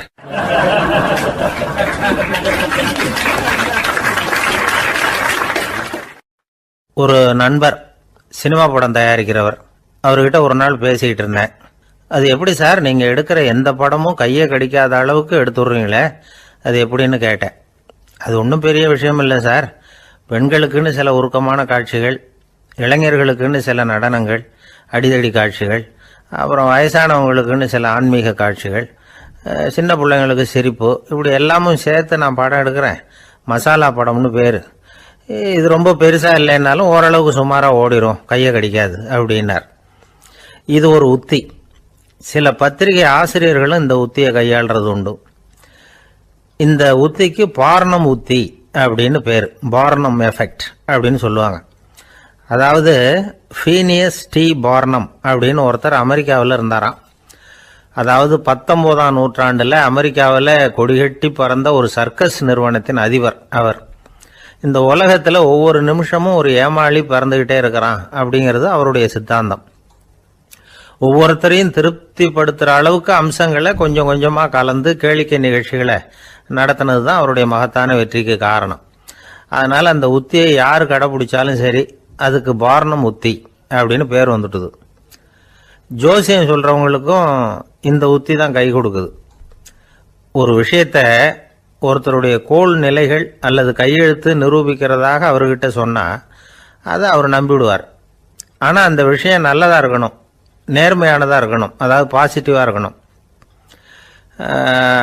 8ஆம் இடத்துல குரு, 9ஆம் இடத்துல சனி, நீங்கள் ஒரு பெரிய மேதை தான் அப்படின்னு சொல்லுவாங்க. கேட்குறவங்களுக்கு அதை மறுக்கிறதுக்கு மனசு வராது. அப்படி சொல்லும் பொழுது கூடவே என்ன கொஞ்சம் முன்கோபம் அதிகமாக இருக்கும், இருந்தாலும் அது உடனே மறைஞ்சிரும் அப்படின்னு சில அற்ப விஷயங்களையும் சொன்னாலும் அதையும் சரிதான்னு சொல்லி ஒத்துக்குவாங்க. ஆளுமையை எடை போடுகிற ஒரு நிறுவப்பட்ட உத்தியின் மூலமாக தன்னுடைய குணாதிசயங்கள் கண்டுபிடிக்கப்பட்டதாக அவர் நம்புறது தான் இதுக்கு காரணம். இந்த மாதம் பணத்தட்டுப்பாடு கொஞ்சம் இருக்கும், உடம்புல ஏதாவது கொஞ்சம் அசௌகரியம் இருக்கும், வீட்டுக்குள்ளே லேசாக மனஸ்தாபம் வரலாம், இது மாதிரி பொதுப்படையாக சிலதை சொன்னாலே போதும், மக்களை நம்ப வச்சுடலாம். இதெல்லாம் நமக்கு மட்டும்தான் ஏற்படுது அப்படின்னு சொல்லி அவங்க நினைக்கிறது தான் காரணம். இதுதான் பாரணம் உத்திங்கிறது. மனிதர்கள் பாராட்டுகளை விரும்புகிறதும் விமர்சனங்களை வெறுக்கிறதும் பாரணம் உத்தியின் அடுத்த கூறு. அதனால் ஒருத்தருக்கு ஜோசியம் சொன்னாலும் சரி, அவருடைய ஆளுமையை மதிப்பிடுறதாக இருந்தாலும் சரி, அவரை புகழற மாதிரி இருந்தாலும் சரி, அப்படி இருந்தால் தான் அது சரியாக இருக்கும். சாதகமான விஷயங்களை அதிகமாகவும் பாதகமான விஷயங்களை நாசூக்காகவும் சொன்னால் மக்கள் அதை நம்பிடுவாங்க. ஒருத்தரை கருமின்னு சொன்னால் ஏற்றுக்க மாட்டார். அதையே கொஞ்சம் மாற்றி நீங்கள் கொஞ்சம் சிக்கனமான ஆசாமி அப்படின்னு சொன்னால் நீங்கள் சொல்கிறது சரிதான் சார் அப்படிம்பார். நீங்கள் பெரிய செலவாளி தான், இருந்தாலும் நல்ல விஷயங்களுக்கு தான் செலவழிப்பீங்க அப்படின்னு சொல்லணும். இப்படி இந்த பாரணம் உத்தியை கடைபிடிச்சி இன்னைக்கு வெற்றிகரமாக காலம் தள்ளுறவங்க நிறைய பேர் இருக்கிறாங்க. இந்த உலகத்தில் ஒவ்வொரு நிமிஷமும் ஒரு ஏமாளி பறந்துக்கிட்டே இருக்கிறான் அப்படிங்கிறது தான் ஃபீனியஸ் பாரணம் அவர்களுடைய நம்பிக்கை. அதை விட அடுத்தவங்களை ஏமாளியாக நினைக்கிற மனுஷர்கள் தான் இன்னைக்கு உலகத்தில் ரொம்ப அதிகம். ஒருத்தர் தன்னுடைய மேல் அதிகாரிகிட்ட போய், ஐயா ஒரு நாள் லீவு வேணும், என் தங்கச்சிக்கு கல்யாணம் அப்படின்னார். அவரு பார்த்தார், ஒரு 10 நிமிஷம் வெளியில் இருங்கன்னார். 10 நிமிஷம் கழித்து கூப்பிட்டார், இதை பாருங்க, நீங்கள் சொல்கிறது பொய், இப்போ உங்கள் தங்கச்சிக்கு ஃபோன் பண்ணேன், அவங்க தனக்கு 2 வருஷத்துக்கு முன்னாடியே கல்யாணம் ஆகிட்டதாக சொல்கிறாங்க அப்படின்னார். உடனே இவர் சொன்னார், சார் இப்போ நீங்கள் சொல்கிறதும் பொய்யா தான் இருக்கணும், ஏன்னா நிஜமாக எனக்கு ஒரு தங்கச்சியே கிடையாது அப்படின்னார்.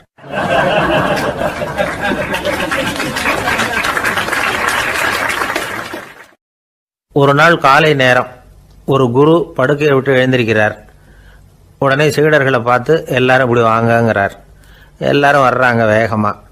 என்னங்க வேணும் உங்களுக்கு அப்படிங்கிற மாதிரி எல்லாரும் குருவை பார்த்தாங்க பயபக்தியோட. குரு அந்த சீடர்களை பார்த்து, இதை பாருங்க, இப்போ நான் ஒரு சிக்கலான விவகாரத்தில் மாட்டிக்கிட்டு இருக்கிறேன், அதை நீங்கள் தீர்த்து வச்சா நல்லதுன்னார். சீடர்களுக்கு ஒன்றும் புரியல. என்ன இது இவர் இப்படி சொல்கிறாரு, நமக்குள்ள எல்லா விவகாரங்களையும் தீர்த்து வைக்கிறவர் நம்ம குருநாதர், அவருடைய விவகாரத்தை நாம் தீர்த்து வைக்கிறதா, ஆச்சரியமாக இருக்குதே, குருநாதருக்கே சிக்கலா அப்படின்னு யோசனை பண்ண ஆரம்பித்தாங்க. இருந்தாலும் ரொம்ப பணிவாக கேட்டாங்க, சுவாமி உங்களுக்கே சிக்கலா, இந்த உலகத்து சிக்கல்களுக்கும் சிரமங்களுக்கும் அப்பாற்பட்டவர் அல்லவா தாங்கள், அப்படிப்பட்ட உங்களுக்கு சிக்கல்னா அது எப்படி அப்படின்னாங்க. எனக்கு ஏற்பட்டிருக்கிற சிக்கல் அவ்வளவு பெருசு, ரொம்ப பெரிய விவகாரம் அது அப்படின்னார் குரு. கொஞ்சம் விவரமாக சொல்லுங்க அப்படின்னாங்க இவங்க. இப்போ அந்த குரு விவரத்தை சொன்னார். அதாவது நேற்று ராத்திரி நான் ஒரு கனவு கண்டேன், அந்த கனவில் நான் ஒரு பட்டாம்பூச்சியாக மாறிட்டேன், அப்படி மாறி ஒவ்வொரு மலராக பறந்து போய் உட்காந்து தேன் சாப்பிட்டேன் அப்படின்னார். சீடர்கள் இதை கேட்டதும் ரொம்ப திகைச்சு போயிட்டாங்க.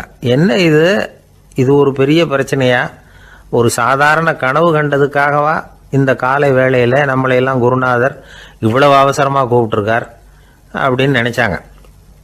இருந்தாலும் கேட்டாங்க, இதில் என்ன சிக்கல் சுவாமி, கனவுங்கிறது எல்லாருக்கும் வரத்தானே செய்யும் அப்படின்னார் ஒரு சீடர்.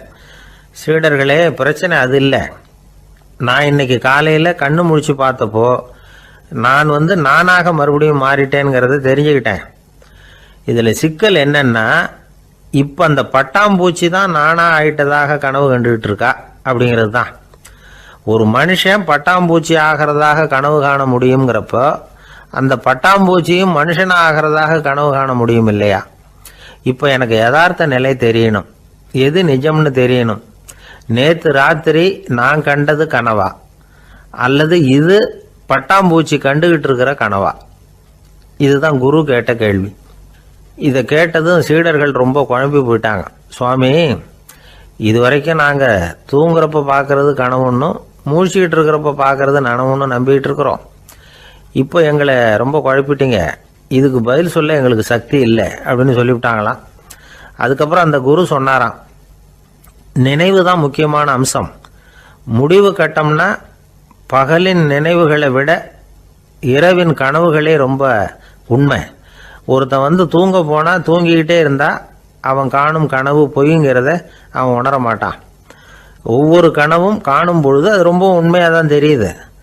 ஒரு கனவு கூட உண்மை இல்லைன்னு கனவுல தோன்றுவதே இல்லை அப்படின்னார் குரு. அகில வாழ்வு அத்தனையும் சொற்பனம் கண்டாய் அப்படிங்கிறார் தாயுமானவர். ஆகையினால நம்ம கனவுலேருந்து நாம் என்னைக்கு முழிச்சிக்க போகிறோம் அப்படிங்கிறது தான் ஒரு முக்கியமான கேள்வி. ஒருத்தர் வந்தார், காலில் கட்டோடு வந்தார். என்னங்க காலில் கட்டுன்னு?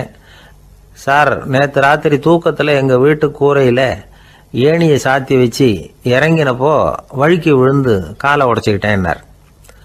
உங்கள் வீட்டில் தான் ஏணியே கிடையாது சார் அப்படின்னு. உண்மைதான் சார், நான் கீழே விழுந்து முழிச்சுக்கிட்டதுக்கு அப்புறம் தானே ஏணி இல்லைங்கிறது எனக்கு ஞாபகம் வந்தது அப்படின்னார்.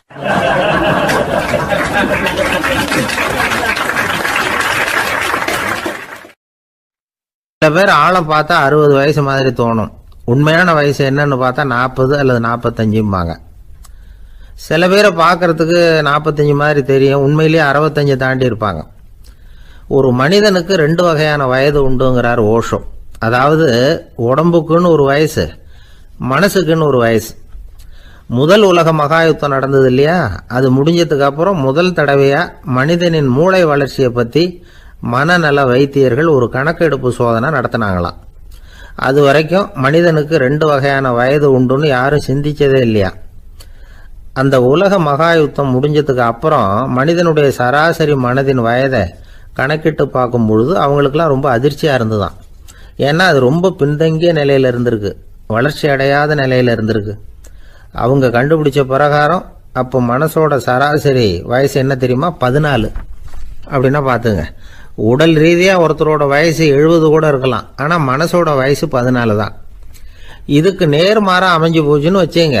அதாவது ஒருத்தருக்கு உண்மையிலேயே 14 வயசு, அதாவது உடலோட வயசு 14, அவரோட மனசின் வயசு 70ன்னு வச்சுக்கோங்க. இப்படி அமைஞ்சுட்டுதுன்னா அவர் சீக்கிரம் ஞானத்தன்மை அடைஞ்சிருவார் அப்படின்னு அர்த்தம். இப்போ நமக்கெல்லாம் உடம்போட வயசு மனசோட வயசு ரெண்டும் ஒன்றா இருந்துட்டா அதுவே போதும், அதுவே பெரிய விஷயம். இப்போ எமர்சன் கிட்ட போய் ஒருத்தர் கேட்டாராம், உங்கள் வயசு என்ன அப்படின்னு. அவர் உடனே பதில் சொல்லியிருக்கார், 360 வருஷம் அப்படின்னாராம். கேட்டவர் குழம்பி போயிட்டார். அவர் என்ன சொல்கிறாரு, 360 வயசா? என்ன நம்ம காதில் தான் சரியாக விழலையா? எமர்சன் எப்பவும் உண்மையை பேசுகிற ஒரு சிறந்த அறிவாளி, அவர் இப்படிலாம் பொய் சொல்ல மாட்டாரே அப்படின்னு ஒரு யோசனை பண்ணிக்கிட்டே இவர் மறுபடியும் அவர் கிட்ட போனாராம். ஐயா, நீங்கள் சொன்னது சரியாக என் காதில் விழலை, அதனால் மறுபடியும் கேட்குறேன், உங்கள் வயசு என்ன அப்படின்னாராம்.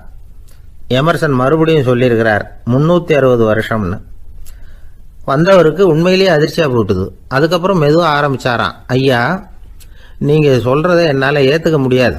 எப்படி பார்த்தாலும் இப்போ உங்களுக்கு வயசு ஒரு 60க்கு மேலே இருக்காதுன்னு நினைக்கிறேன் அப்படின்னாராம். நீங்கள் சொல்கிறது சரிதான், அது என் உடம்போட வயசுன்னாராம் எமர்சன். அப்படின்னா ஏற்கனவே நீங்கள் சொன்னது அப்படின்னு கேட்டிருக்காரு, அது என் மனசோட வயசு அப்படின்னாராம். நம்மளை பொறுத்த வரைக்கும் அறிவு தூசு படிஞ்சிருக்கு, அது மாதிரியே அன்பும் மாசுபட்டிருக்கு. இது ரெண்டையும் சுத்தம் பண்ண வேண்டியிருக்குது. அப்போ தான் நாம் சரியான வயசில் வாழ முடியும். ஒரு ஆசாமி இருக்கிறார், அவருக்கு உடம்போட வயசு அதிகம், மனசோட வயசு ரொம்ப குறைச்சல், குழந்தை மாதிரி. அவர் ஒரு ஆஸ்பத்திரியில் படுத்திருக்கிறார். நர்சம்மா எல்லாருக்கும் மருந்து கொடுத்துட்டு போகிறாங்க. கொஞ்ச நேரம் கழித்து திரும்பி வந்தாங்க. அப்போ இவர் அந்த அம்மாவை கூப்பிட்டு சொல்கிறார், இதை பாருங்கள் சிஸ்டர், நீங்கள் எல்லாருக்கும் சின்ன சின்ன மாத்திரையாக கொடுத்துட்டு எனக்கு மட்டும் நீளமான மாத்திரையாக கொடுத்துட்டீங்க. முழுங்கிறதுக்கு ரொம்ப கஷ்டமாக போச்சு, இனிமேல் எனக்கும் சின்ன மாத்திரையாக கொடுங்க சிஸ்டர் அப்படின்னாராம். அந்த அம்மா உடனே அதிர்ச்சியாகி தலையில் அடிச்சுக்கிட்டாங்களாம். நான் கஷ்டப்பட்டு மாத்திரையை முழுங்கினத்துக்கு நீங்கள் ஏமா தலையில் தட்டிக்கிறீங்க அப்படின்னு கேட்டிருக்காரு இவர். இதுக்கு அவங்க சொல்லியிருக்கிறாங்க, நான் உங்களுக்கு கொடுத்துட்டு போனது மாத்திரை இல்லைங்க, அது தெர்மாமீட்டர் அப்படின்னாங்களாம்.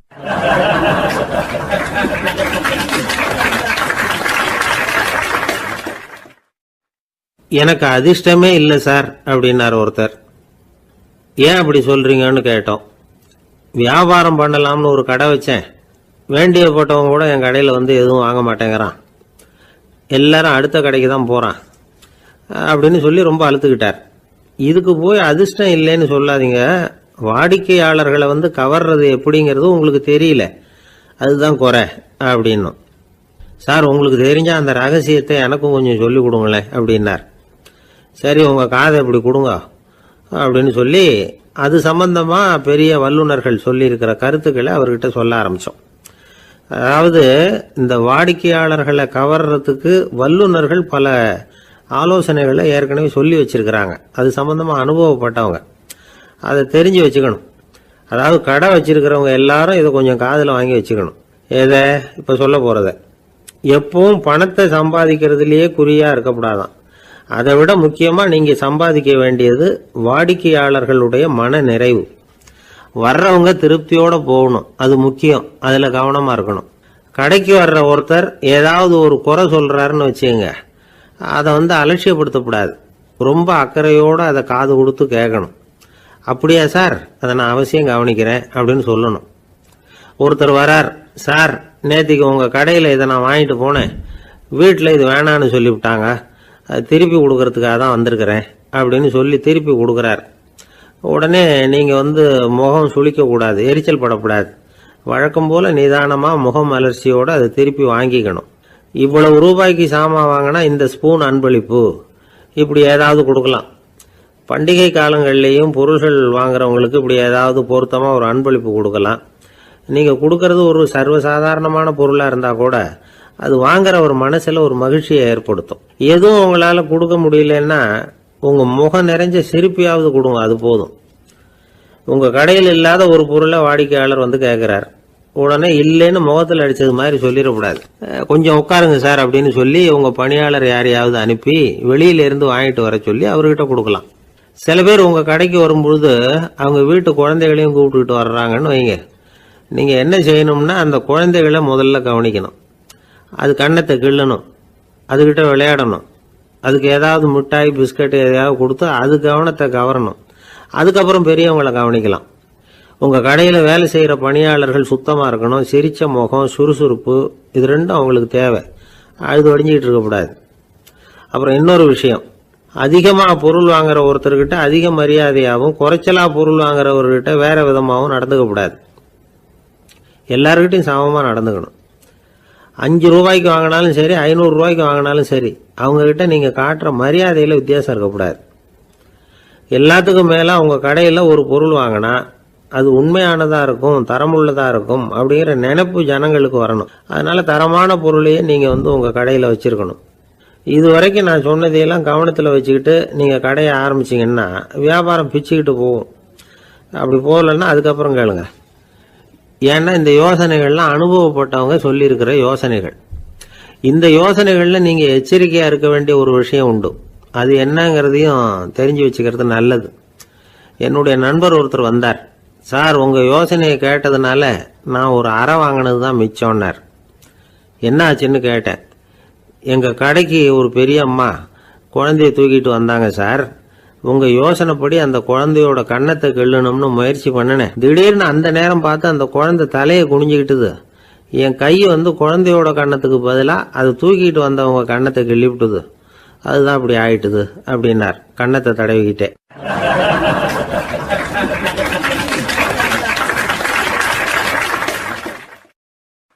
ஒருத்தர் ஓடி வந்தார்.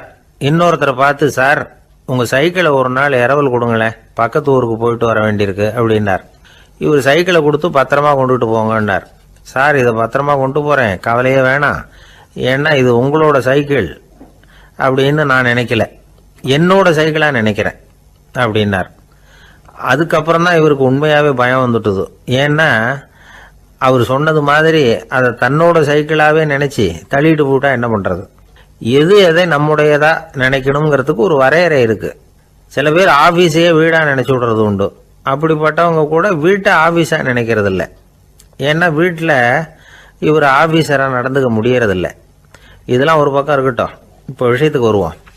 பொறியியல் மேதை டாக்டர் விஸ்வேஸ்வர் ஐயா இருந்தார் இல்லையா, பாரத ரத்னா விருதெல்லாம் கொடுத்தாங்களே. ஆஃபீஸ் வேலை வேற, சொந்த வேலை வேற அப்படிங்கிறதுக்கு ஒரு உதாரணமாக இருந்தவர் அவர். மைசூர் மகாராஜா கிட்ட திவானா இருந்தார். அவர் ஒரு நாள் அரசாங்க வேலை காரணமாக வெளியூர் போயிருந்தார். ஹாசன்கிற ஊருக்கு பக்கத்தில் ஒரு பயண மாளிகை, அங்கே தங்கிவிட்டார். ராத்திரி அங்கே தங்கி இருந்துட்டு விடிஞ்சதும் ஊருக்கு திரும்புறதாக திட்டம். ராத்திரி தூங்குறதுக்கு ரொம்ப நேரம் ஆயிட்டுது. ரொம்ப நேரம் வரைக்கும் அரசாங்க சம்பந்தப்பட்ட வேலைகளையே பார்த்துக்கிட்டு இருக்கிறார். அரசாங்க ஃபைல்கள் நிறைய இருந்தது. அதையெல்லாம் ஒவ்வொன்றா எடுத்தார், படித்து பார்த்தார், பரிசீலனை பண்ணார். அதில் எழுத வேண்டியதை எழுதினார், கையெழுத்து போட்டார். ஒரு வழியாக அந்த வேலையெல்லாம் முடிஞ்சுது. அதுக்கப்புறம் என்ன பண்ணார்னா, தன்னுடைய சூட்கேஸை திறந்தார். அதிலிருந்து 2 மெழுகுவத்தியை எடுத்து கொளுத்தி வச்சார். அந்த பயண மாளிகையில் அது வரைக்கும் எரிஞ்சுக்கிட்டு இருந்த மின்சார விளக்குகளை அணைச்சுட்டார். அதுக்கு பிறகு அந்த மெழுகுவத்தி வெளிச்சத்தில் சில புத்தகங்களை தொடர்ந்து படிக்க ஆரம்பிச்சிட்டார். அந்த பயண மாளிகையில் பணியாளராக இருந்தவர் இதை பார்த்துட்டு ஓடி வந்தார். மறுபடியும் மின் விளக்கு போடுறதுக்காக போனார். விஸ்வேஸ்வரையா அதை பார்த்துட்டு போட வேணாம்ட்டாராம். இதுவரைக்கும் நான் அரசாங்க அலுவல்களை கவனிச்சுக்கிட்டு இருந்தேன், அதனால மின் விளக்குகள் அப்போ எரிஞ்சதில் தப்பு இல்லை. இப்போ நான் புத்தகம் படிச்சுக்கிட்டு இருக்கேன், இது என்னுடைய சொந்த வேலை. இங்கே இருக்கிற மின் விளக்கு அதுக்காக ஏன் எரியணும் அப்படின்னு கேட்டாராம். இப்போ இருக்கிற சில அரசு பணியாளர்கள்கிட்ட இந்த சம்பவத்தை பேச்சோட பேச்சா சொல்லி பார்த்தேன். அவங்களால இதை ஜீரணிக்கவே முடியல. நேர்மை தேவைதான் சார், அதுக்காக அவ்வளவு தூரத்துக்கு அது தேவையா அப்படிங்கிறாங்க. விஸ்வேஸ்வரையா அப்படி பண்ணினது தான் ஒரு நேர்மையாளர் அப்படின்னு இந்த உலகத்துக்கு நிரூபிக்கணுங்கிறதுக்காக இல்லை. தான் அப்படி நடந்து காட்டினா தன்னை சுற்றி இருக்கிறவங்களும் அதை கேள்விப்படுறவங்களும் முடிஞ்ச அளவுக்கு பொது வாழ்க்கையில் அரசு பணியில் நேர்மையை கடைபிடிக்க முயற்சி பண்ணலாமே அப்படிங்கிறதுக்காகத்தான். இப்போவும் சில பேர் இருக்கிறாங்க, இவங்க ஆஃபீஸ் வேற வீடு வேறன்னு நினைக்கிறது இல்லை, அவ்வளோ உரிமை. ஒருத்தர் அப்படிதான், அவருக்கு அவசரமாக 5000 ரூபா தேவைப்பட்டது. ஆஃபீஸு பணத்தை எடுத்துக்கிட்டார். அந்த நேரம் பார்த்து ஆடிட் வந்துட்டுது, ஆப்பிட்டுக்கிட்டார். விசாரணை நடக்குது. அவர் சொல்கிறார், சார் நான் நேரம் காலம் பார்க்காம ஆஃபீஸில் வேலை செய்வேன், ஏன்னா அதை என்னோட ஆஃபீஸாக நினைக்கிறேன். அவசரத்துக்கு அந்த பணத்தை எடுத்தேன், மறுபடியும் வச்சுடலாம்னு தான் இருந்தேன், அதுக்குள்ளே இப்படி ஆயிட்டுது. நீங்கள் என்ன நினச்சாலும் சரி, நான் ஆஃபீஸ் வேற வீடு வேற அப்படின்னு நினைக்கிறது இல்லை, அது என்னோட சுபாவம் அப்படின்னார். விசாரணை பண்ணவர் தீர்ப்பு வழங்கினார். உங்கள் சுபாவத்துக்கு மதிப்பு கொடுத்து நானும் தீர்ப்பு வழங்குறேன். நீங்கள் கொஞ்ச நாள் ஜெயிலில் இருந்துட்டு வாங்க, அது உங்களுக்கு கஷ்டமாக இருக்காதுன்னு நினைக்கிறேன். ஏன்னா அங்கே போனாலும் நீங்கள் உங்கள் சுபாவப்படி வீடு வேற ஜெயில் வேறன்னு நினைக்க மாட்டீங்க அப்படின்னாராம்.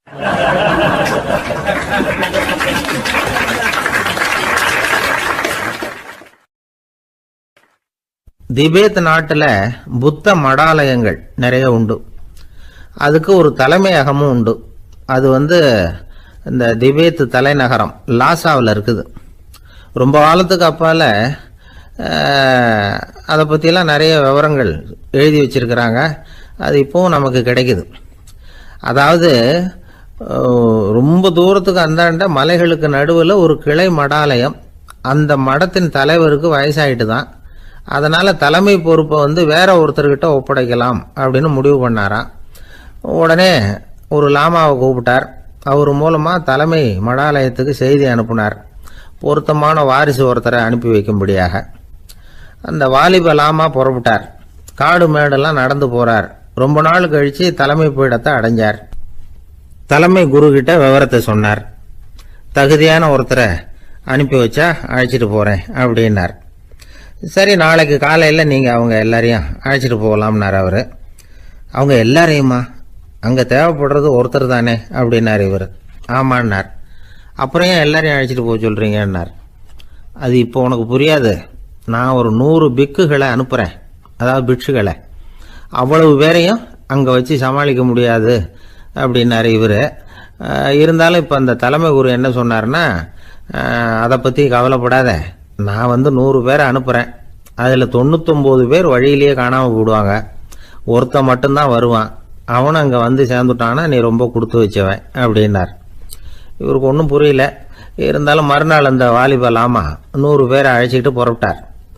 போகிற வழியிலேயே பல பேர் அங்கங்கே பிச்சுக்கிட்டு போயிட்டாங்க. அவர் சொன்னது மாதிரியே வழியில் அவங்க ஊர்கள் இருந்தது தான் காரணம். அப்பா அம்மாவை பார்த்துட்டு வரேன் அப்படின்னு கொஞ்சம் பேர் போனாங்க. சொந்த பந்தத்தை பார்த்துட்டு வரேன் அப்படின்னு கொஞ்சம் பேர். ஒரு வாரம் ஆச்சு. இப்போ மிஞ்சினது 10 பேர் தான். வழியில் ஒரு நகரம், அங்கே சில பிட்சுக்கள் சந்திச்சாங்க. எங்கள் மடத்து தலைவர் இறந்துட்டார், உங்களில் யாராவது ஒருத்தர் எங்களுக்கு தலைவராக முடியுமா அப்படின்னு கேட்டாங்க. 10 பேரும் தயார். அதில் ஒருத்தரை அழைச்சிட்டு அவங்க போயிட்டாங்க. இன்னொரு ஊரில் சில பேர் வந்தாங்க, வழி மறிச்சாங்க. நில்லுங்க, எங்கள் மன்னர் மகளுக்கு திருமணம், அதை நடத்தி வைக்க 3 லாமாக்கள் தேவை அப்படின்னாங்க. இப்படி கொஞ்சம் கொஞ்சமாக எல்லாரும் காலி. கடைசியில் 2 பேரும் மிஞ்சினாங்க.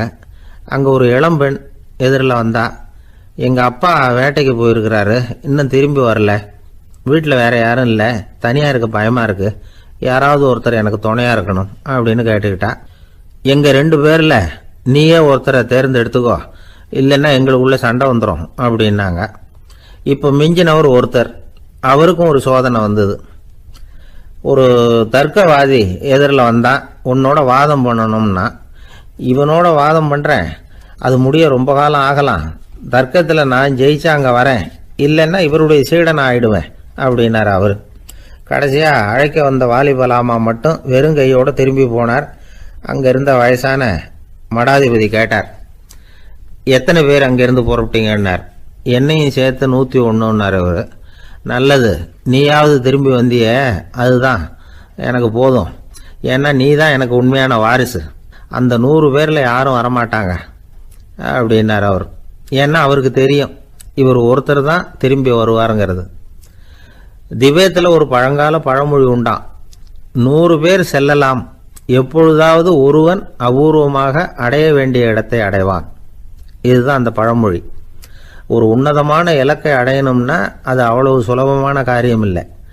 இந்த காலத்து மடாலயம் ஒன்று, அதில் ஒரு தலைவர், அவருக்கு வயசாயிட்டுது, தனக்கு ஒரு வாரிசை நியமிக்கணும் அப்படின்னு ஆசைப்பட்டார். ரொம்ப கஷ்டப்பட்டு ஒருத்தரை பிடிச்சார், தனக்கு வாரிசா நியமிச்சுட்டு அவர் சமாதி ஆயிட்டார். புதுசாக பொறுப்பேற்றுக்கிட்டவர் அப்படியே உட்காந்துருந்தார். அவரை தேடிட்டு பத்திரிகை நிருபர்கள்லாம் வந்தாங்க, கேட்டாங்க. அவர் உங்கள் பொறுப்பில் அவர் பெரியவர் விட்டுட்டு போன இது எவ்வளவு சுமாராக தேரும், எவ்வளவு விட்டுட்டு போனார் அப்படின்னு கேட்டிருக்கிறாங்க. அது என்ன ஒரு 50 லட்சம் இருக்கும் அப்படின்னாராம். அவ்வளவும் பணமா அப்படின்னு கேட்டிருக்காங்க. இல்லைங்க, கடன் அப்படின்னாராம் இவர்.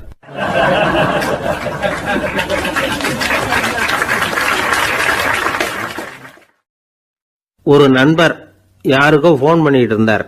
அவர் பேசி முடிச்சதும் நான் அவரை பார்த்து, இப்போ ஃபோன் பண்ணீங்களே, அந்த ஃபோன் நம்பர் என்ன அப்படின்னு கேட்டேன்.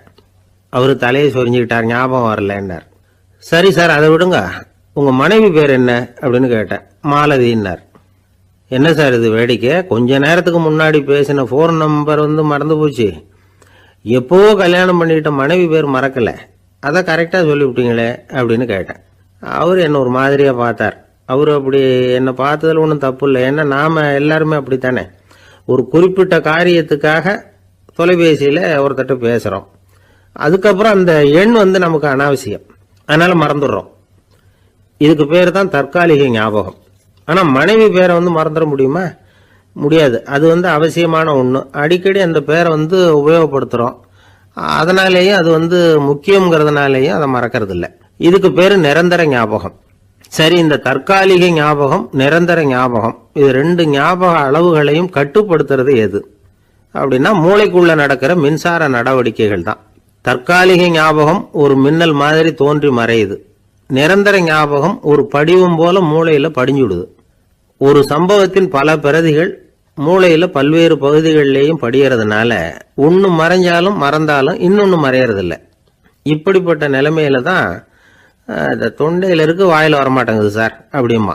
ஒருத்தருக்கு எந்த துறையில ஆர்வமும் ஈடுபாடும் அதிகமோ அது சம்பந்தமான ஞாபக சக்தி அதிகமா இருக்கும். தொழிலை விரும்புகிற ஒரு டெலிபோன் ஆபரேட்டருக்கு எண்கள்லாம் நல்ல ஞாபகம் இருக்கும். அது மாதிரி கவிஞர்களுக்கு வார்த்தைகள் நல்ல ஞாபகத்தில் இருக்கும். இது ஒரு பக்கம் இருந்தாலும் ஒரு மூளை எண்களை விட எழுத்துக்களை விட படங்களை ரொம்ப சுலபமா ஞாபகத்தில் வச்சுக்குது. புரிஞ்சுக்கிற தன்மை, அனுபவம், புத்தி கூர்மை இது கூடி குறையிறத பொறுத்து ஞாபக சக்தியும் ஏறும் இறங்கும். இப்போ உதாரணத்துக்கு ஒரு பையனுக்கு படித்தது எதுவும் ஞாபகத்தில் இல்லைன்னா அவன் அதை சரியாக புரிஞ்சுக்கலன்னு அர்த்தம். இந்த மறதிங்கிறது எந்த சமயத்தில் ஒரு பிரச்சனை ஆகுது தெரியுமா? உங்களுக்கு வேண்டியப்பட்ட ஒருத்தரை ஞாயிற்றுக்கிழமை சாயந்தரம் சரியாக 5 மணிக்கு கடற்கரைக்கு வர சொல்லிவிட்டு அந்த நேரத்தை மறந்துட்டா அது பரவாயில்ல, வர சொன்னதையே மறந்துட்டாதான் நிலைமை மோசம்னு அர்த்தம். இப்படி இருந்தால் இது சிகிச்சை எடுத்துக்க வேண்டிய நிலைமைங்கிறத புரிஞ்சுக்கணும். ஆமாம், இதுக்கும் மருந்து இருக்கு. ஆனால் மூளை குறிப்பிட்ட அளவுக்கும் கீழே இயங்குறப்போவோ இன்னொன்று சொல்லுவாங்க, இந்த நீரோ டிரான்ஸ்மிட்டர் அப்படின்னு சொல்லுவாங்க. அப்படிங்கிற மூளை ரசாயனம் ரொம்பவும் குறைஞ்சி போகிறப்போ மட்டும்தான் உபயோகப்படும். டாக்டர் என்ன சொல்றாங்க தெரியுமா? மூளையை பொறுத்த வரைக்கும் அதுல ஞாபக சக்தி அதிகமா உள்ள மூளை, மறதி உள்ள மூளை அப்படின்னு ஒன்றும் கிடையாது அப்படிங்கிறாங்க. நினைவு வச்சுக்கிறதுக்கு பயிற்சி அளிக்கப்பட்ட மூளை, பயிற்சியற்ற மூளை அப்படின்னு வேணும்னா சொல்லலாம் அப்படின்னு சொல்றாங்க. அதனால நம்ம ஞாபக சக்திங்கிறது நம்ம கிட்ட இருக்கிற பயிற்சி, முயற்சி இதை பொறுத்து தான் அமையும். ஒருத்தர் ஒரு பென்சிலை எங்கேயோ வச்சுக்கிட்டு தேடிக்கிட்டு இருந்தார். அப்புறம் என்னமோ தீவிரமா யோசனை பண்ணி அதை ஞாபகப்படுத்தி பார்த்துக்கிட்டு இருந்தாராம். எதிரில் உட்காந்துருந்தவர் சொன்னார், பென்சிலை தானே தேடிட்டு இருக்கீங்க, அது உங்க வலது காதில் இருக்குது சார் அப்படின்னாராம் அவரு. இதுக்கு அவரு சொல்லியிருக்காரு, பென்சிலை வலது காதில் தான் வச்சிருக்கேங்கிறது எனக்கு நல்லா ஞாபகம் இருக்கு, ஆனா எது வலது காதுங்கிறது தான் மறந்து போச்சு அப்படின்னாராம். அவர் அதை தான் யோசிச்சுட்டு இருந்திருக்கிறார்.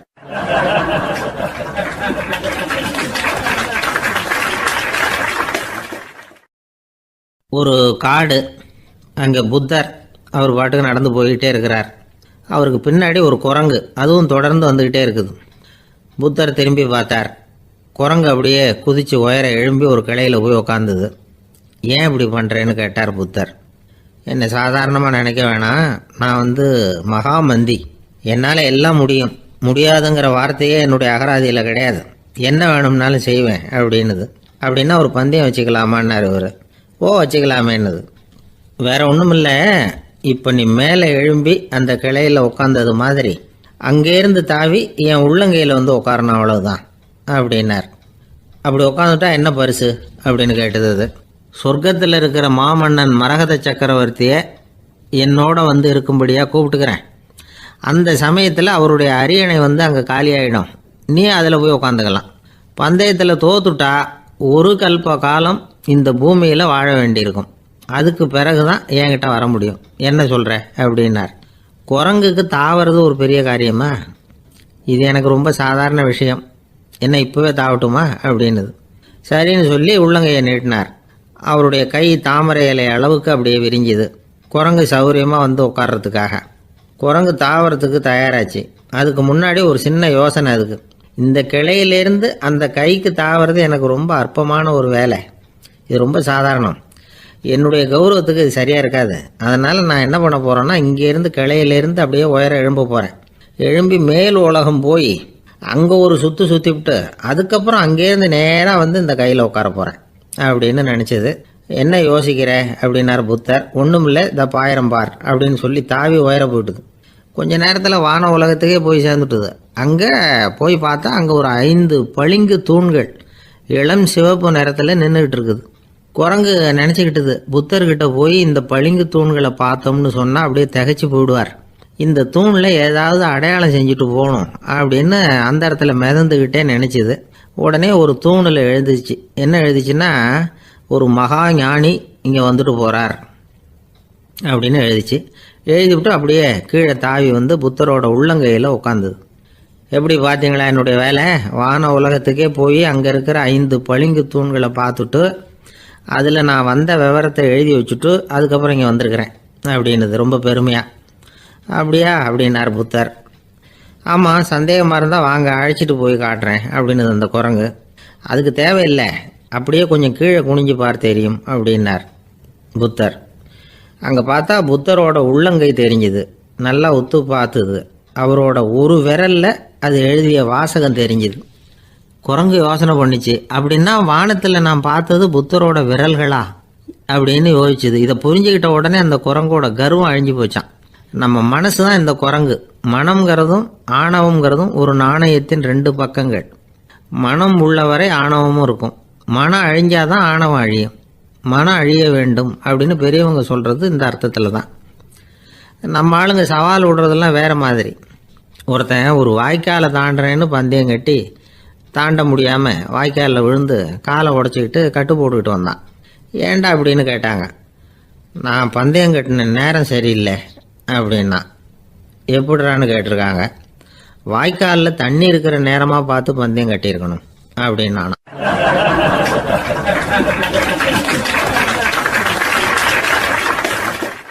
ஒருத்தர் ரொம்ப கவலையோடு உட்காந்துருந்தார். எதை பற்றி சார் கவலைப்படுறீங்கன்னு கேட்டோம். எதிர்காலத்தை பற்றி கவலைப்படுறேன்னார். ஏன்னு கேட்டோம். என்ன பண்ணுறதுன்னே தெரியல சார், எதிர்காலம் ஒரே இருட்டாக இருக்குது, பாதையே புரியலன்னார். இன்னைக்கு நம்ம இளைஞர்கள் பல பேருக்கு எதிர்காலம் இருட்டாக தான் தெரியுது. அவங்கெல்லாம் இந்த கதையை கொஞ்சம் கேட்கணும். ஒரு மலை அடிவாரத்தில் ஒரு சின்ன கிராமம். அந்த மலை ரொம்ப உயரமானது. அடர்த்தியாக செடி கொடிகள் மரங்கள் அதில் மண்டி கிடக்குது. பகல் வேளையில் இருட்டாக தான் இருக்கும், அவ்வளவு அடர்த்தி. அந்த மலை உச்சியில் ஒரு கோவில். நாள் ராத்திரியே புறப்பட்டாதான் காலையில் அந்த கோயிலுக்கு போய் சேர முடியும். கிராமத்து இளைஞன் ஒருத்தன் அந்த மலை உச்சிக்கு போக வேண்டியிருந்தது. கையில் ஒரு விளக்கை எடுத்துக்கிட்டு நாள் ராத்திரியே புறப்பட்டான். புறப்பட்டு போனவன் கிராமத்து எல்லையிலேயே நின்றுட்டான். ஏன் தெரியுமா? அவன் கையில் இருந்த விளக்கோட வெளிச்சம் 10 அடி தூரத்துக்கு தான் தெரியுது. அது வரைக்கும் தான் பாதை தெளிவாக இருக்குது. அதுக்கு அப்பால எல்லாம் ஒரே இருட்டாக இருக்குது, பாதை புரியல. இவன் யோசனை பண்ணி பார்த்தான். மனசுக்குள்ள ஒரு சந்தேகம். 10 அடி தூரம் தானே வெளிச்சம் தெரியுது, அப்படின்னா நாம் 10 அடி தூரம் தானே போக முடியும். அதுக்கு அந்தாண்ட ஒரே இருட்டாக இருக்குதே, அதில் எப்படி நாம் நடந்து போகிறது? நாம் ரொம்ப தூரம் நடந்து போய் ஆகணுமே. அப்படிப்பட்ட நினப்பெல்லாம் அவனுக்கு வந்துட்டுது. இதுதான் அவன் மனசில் ஏற்பட்ட தயக்கம். இப்படி யோசிச்சுக்கிட்டே அந்த இளம் ஆசாமி புறப்பட்ட இடத்துலயே நின்றுக்கிட்டு இருக்கிறான். அந்த சமயத்தில் ஒரு வயசான பெரியவர் அந்த பக்கமாக வந்தார். அவர் கையில் இதை விட சின்னதாக ஒரு விளக்கு வச்சுருந்தார். அது எப்படின்னா அது ஒரு 5 அடி தூரத்துக்கு தான் வெளிச்சம் காட்டுது. அவ்வளவு சின்ன விளக்கு. அவரும் மலை உச்சிக்கு போகிறதுக்காக தான் வந்துக்கிட்டு இருக்கிறார். அவரை பார்த்து இவன் கேட்டான், என்ன பெரியவரே, இவ்வளவு சின்ன விளக்க வச்சுக்கிட்டு அவ்வளவு தூரத்துக்கு எப்படி மலையேற போகிறீங்க அப்படின்னு கேட்டான். நீ ஏன் இப்படி தயங்கிட்டே நிற்கிறேன்னு கேட்டார் பெரியவர். என்கிட்ட இருக்கிற விளக்கு 10 அடி தூரத்துக்கு தான் பாதையை காட்டுதுன்னா. இப்போ பெரியவர் சொன்னார், தம்பி, உன் கையில் இருக்கிற விளக்கு கொடுக்குற வெளிச்சத்தை வச்சு நீ முதல்ல 10 அடி தூரம் முன்னாடி போ. 10வது அடியில் போய் நின்றுக்கிட்டு பாரு. மறுபடியும் ஒரு 10 அடி தூரத்துக்கு பாதை தெரியும். இப்படி உன் கையில் இருக்கிற விளக்கு தொடர்ந்து வெளிச்சம் காட்டிக்கிட்டே இருக்கும். நீ முன்னேற முன்னேற அந்த வெளிச்சமும் முன்னேறும். அதனால் எத்தனை கிலோமீட்டர் தூரம் வேணும்னாலும் நீ இந்த 10 அடி தூரம் வெளிச்சத்தை வச்சுக்கிட்டே நீ போயிடலாம், புறப்படு அப்படின்னார். இப்போ தான் அந்த பெரியவர் சொன்னது இளைஞனுக்கு பளிச்சுன்னு புரிஞ்சுதான். உடனே உற்சாகமாக புறப்பட்டான், உச்சிக்கு போய் சேர்ந்தான். இந்த கதையிலேருந்து நாம் புரிஞ்சிக்க வேண்டியது என்ன தெரியுமா? நீண்ட கால திட்டம் ஒன்று போடும் பொழுது நமக்கு முன்னாடி இருக்கிறத மறந்துட்டு மனசை போட்டு குழப்பிக்க கூடாது. உங்கள் கையில் என்ன இருக்கோ அதுலேயே உங்கள் எதிர்காலம் மறைஞ்சிருக்குது. கண் முன்னாடி தெரியறத வச்சு ஆரம்பிங்க, போக போக வழி தானா புலப்படும் அப்படிங்கிறார் ஒரு பெரியவர். பெரிய பயணங்களையெல்லாம் இப்படி தான் நடத்த வேண்டியிருக்கும். ஒவ்வொரு அடியாக எடுத்து வச்சா ஓடி போய் சேர்ந்து விடலாம். மலைச்சி போய் நின்றுட்டா நின்றுக்கிட்டே இருக்க வேண்டியது தான். நம்ம ஆள்லாம் ரொம்ப மோசமாக இருக்கிறாங்க. ஒருத்தன் அப்படி தான் நீண்ட தூர பிரயாணம் ஒன்று புறப்பட்டான். ரயில் போய்கிட்டே இருந்தது. கொஞ்சம் தூரம் போச்சு, பாதி வழியில் கையில் வச்சுருந்த டிக்கெட்டை காற்றுல விட்டுட்டான். ஐயோ, என் டிக்கெட்டு போயிட்டுதே அப்படின்னு கத்த ஆரம்பிச்சுட்டான். பக்கத்தில் இருந்த பெரியவர் அவனை பார்த்து பரிதாபப்பட்டு, கவலைப்படாத தம்பி, போனால் போகுது, வேற டிக்கெட் வாங்கிக்கலாம் அப்படின்னு ஆறுதல் சொன்னார். அதுக்கு அவன் சொல்கிறான், சார், நான் அதுக்காக அழலை, அந்த டிக்கெட்டு கிடைச்சா தானே நான் எந்த ஊருக்கு போகணுங்கிறது எனக்கு தெரியும் அப்படிங்கிறான்.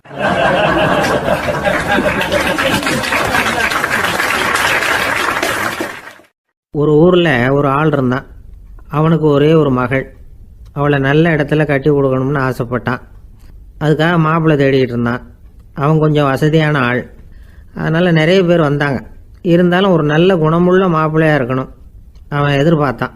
அப்படி இருக்கணும்னு தொடர்ந்து முயற்சி பண்ணான். கடைசியாக ஒரு 3 பேர் கிடைச்சாங்க. அந்த 3 பேரில் யாரை தேர்ந்தெடுக்கிறது? இதுதான் அவனுக்கு வந்த குழப்பம். இந்த நிலைமையில் ஒரு பெரியவரை தேடி போனான். அவர்கிட்ட தன்னுடைய பிரச்சனையை சொன்னான். அவர் கொஞ்சம் யோசனை பண்ணார். அதுக்கப்புறம் 3 பேரையும் கூப்பிட்டார். இதை பாருங்கப்பா, உங்கள் 3 பேருக்கும் 3 மாத கால அவகாசம் தர்றேன். நீங்கள் இப்போ போகலாம். 3 மாதம் கழித்து திரும்பி வரலாம். அப்படி வரும்பொழுது இந்த 3 மாத காலத்தில் நீங்கள் செஞ்ச நல்ல காரியம் ஏதாவது ஒன்று சொல்லணும். அதை வச்சு உங்களில் ஒருத்தரை நாங்கள் தேர்ந்தெடுத்துக்கிறோம் அப்படின்னு சொன்னாராம். 3 பேரும் சரின்னு சொல்லிவிட்டு திரும்பி போயிட்டாங்க. 3 மாதம் ஆச்சு. அதுக்கப்புறம் ஒரு நாள் திரும்பி வந்தாங்க. அவர் அவங்கள கூப்பிட்டு உட்கார வச்சார். அப்புறம் கேட்டார், இப்போ சொல்லுங்கள், இந்த 3 மாத காலத்தில் நீங்கள் செஞ்சுருக்கிற ஏதாவது ஒரு நல்ல காரியத்தை சொல்லுங்க அப்படின்னார். முதல்ல ஒருத்தன் எழுந்திரிச்சு நின்னான். ஐயா, எங்கள் அப்பா இறந்த பிறகு அவரோட கணக்கு வழக்குகளை எடுத்து பார்த்துக்கிட்டு இருந்தேன். அவர் ஒரு வியாபாரிகிட்ட 10,000 ரூபா கடன் வாங்கி இருக்கிறதாக எழுதியிருந்தார். அந்த வியாபாரியும் இப்போ உயிரோடு இல்லை.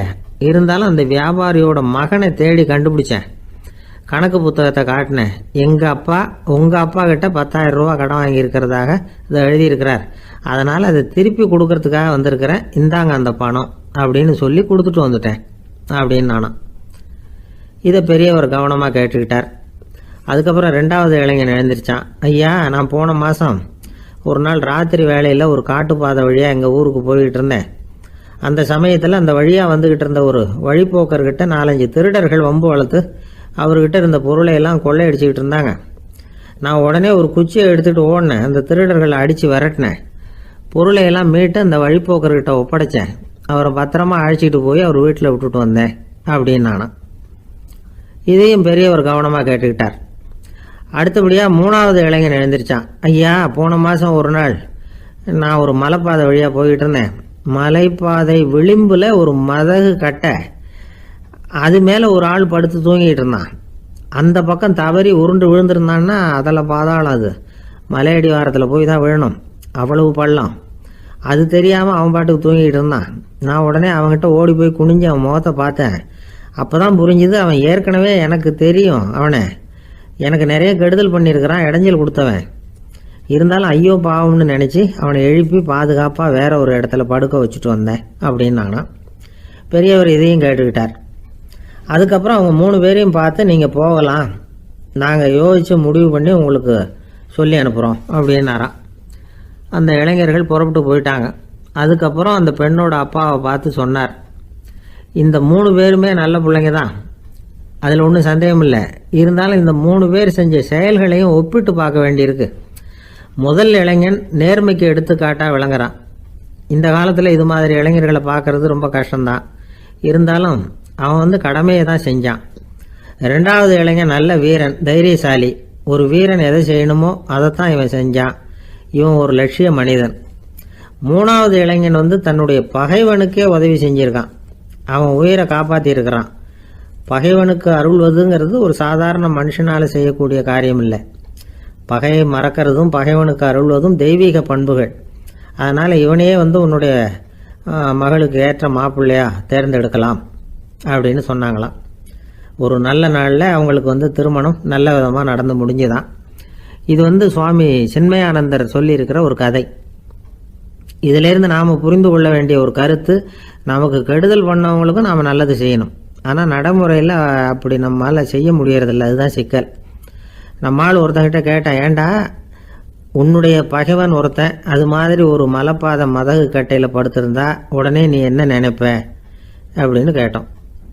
இது ஒரு அருமையான சந்தர்ப்பம்னு நினைப்பேன் அப்படின்னா. எதுக்குன்னு கேட்டோம். அவனை அந்த பக்கமாக உருட்டி கீழே தள்ளுறதுக்கு அப்படின்னா.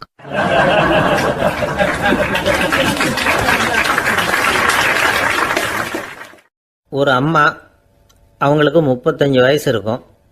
குடும்பத்தில் எந்த கஷ்டமும் இல்லை. இருந்தாலும் காரணம் இல்லாமல் பிள்ளைங்க பேரில் கோவப்படுறது, எரிஞ்சு விடுறது அவங்க வழக்கம். பிள்ளைங்க அழும். உடனே அவங்க மனசும் சங்கடப்படும்.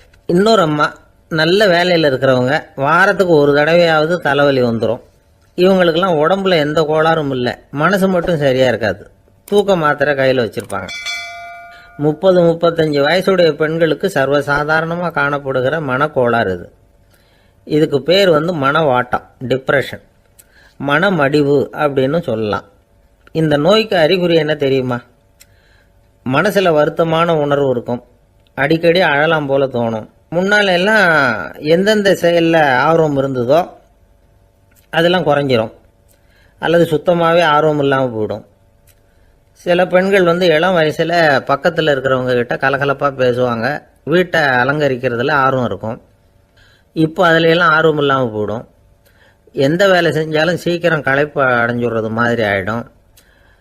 நமக்கு யாருமே உதவியாக இல்லை, நம்ம எல்லாரும் கை விட்டுட்டாங்க போல இருக்குதே அப்படிங்கிற உணர்வுலாம் உண்டாகும். தன்னைத்தானே குறை சொல்லிக்குவாங்க. நாம் தப்பு பண்ணிவிட்டோம் போல இருக்குதே அப்படின்னு தோணும்.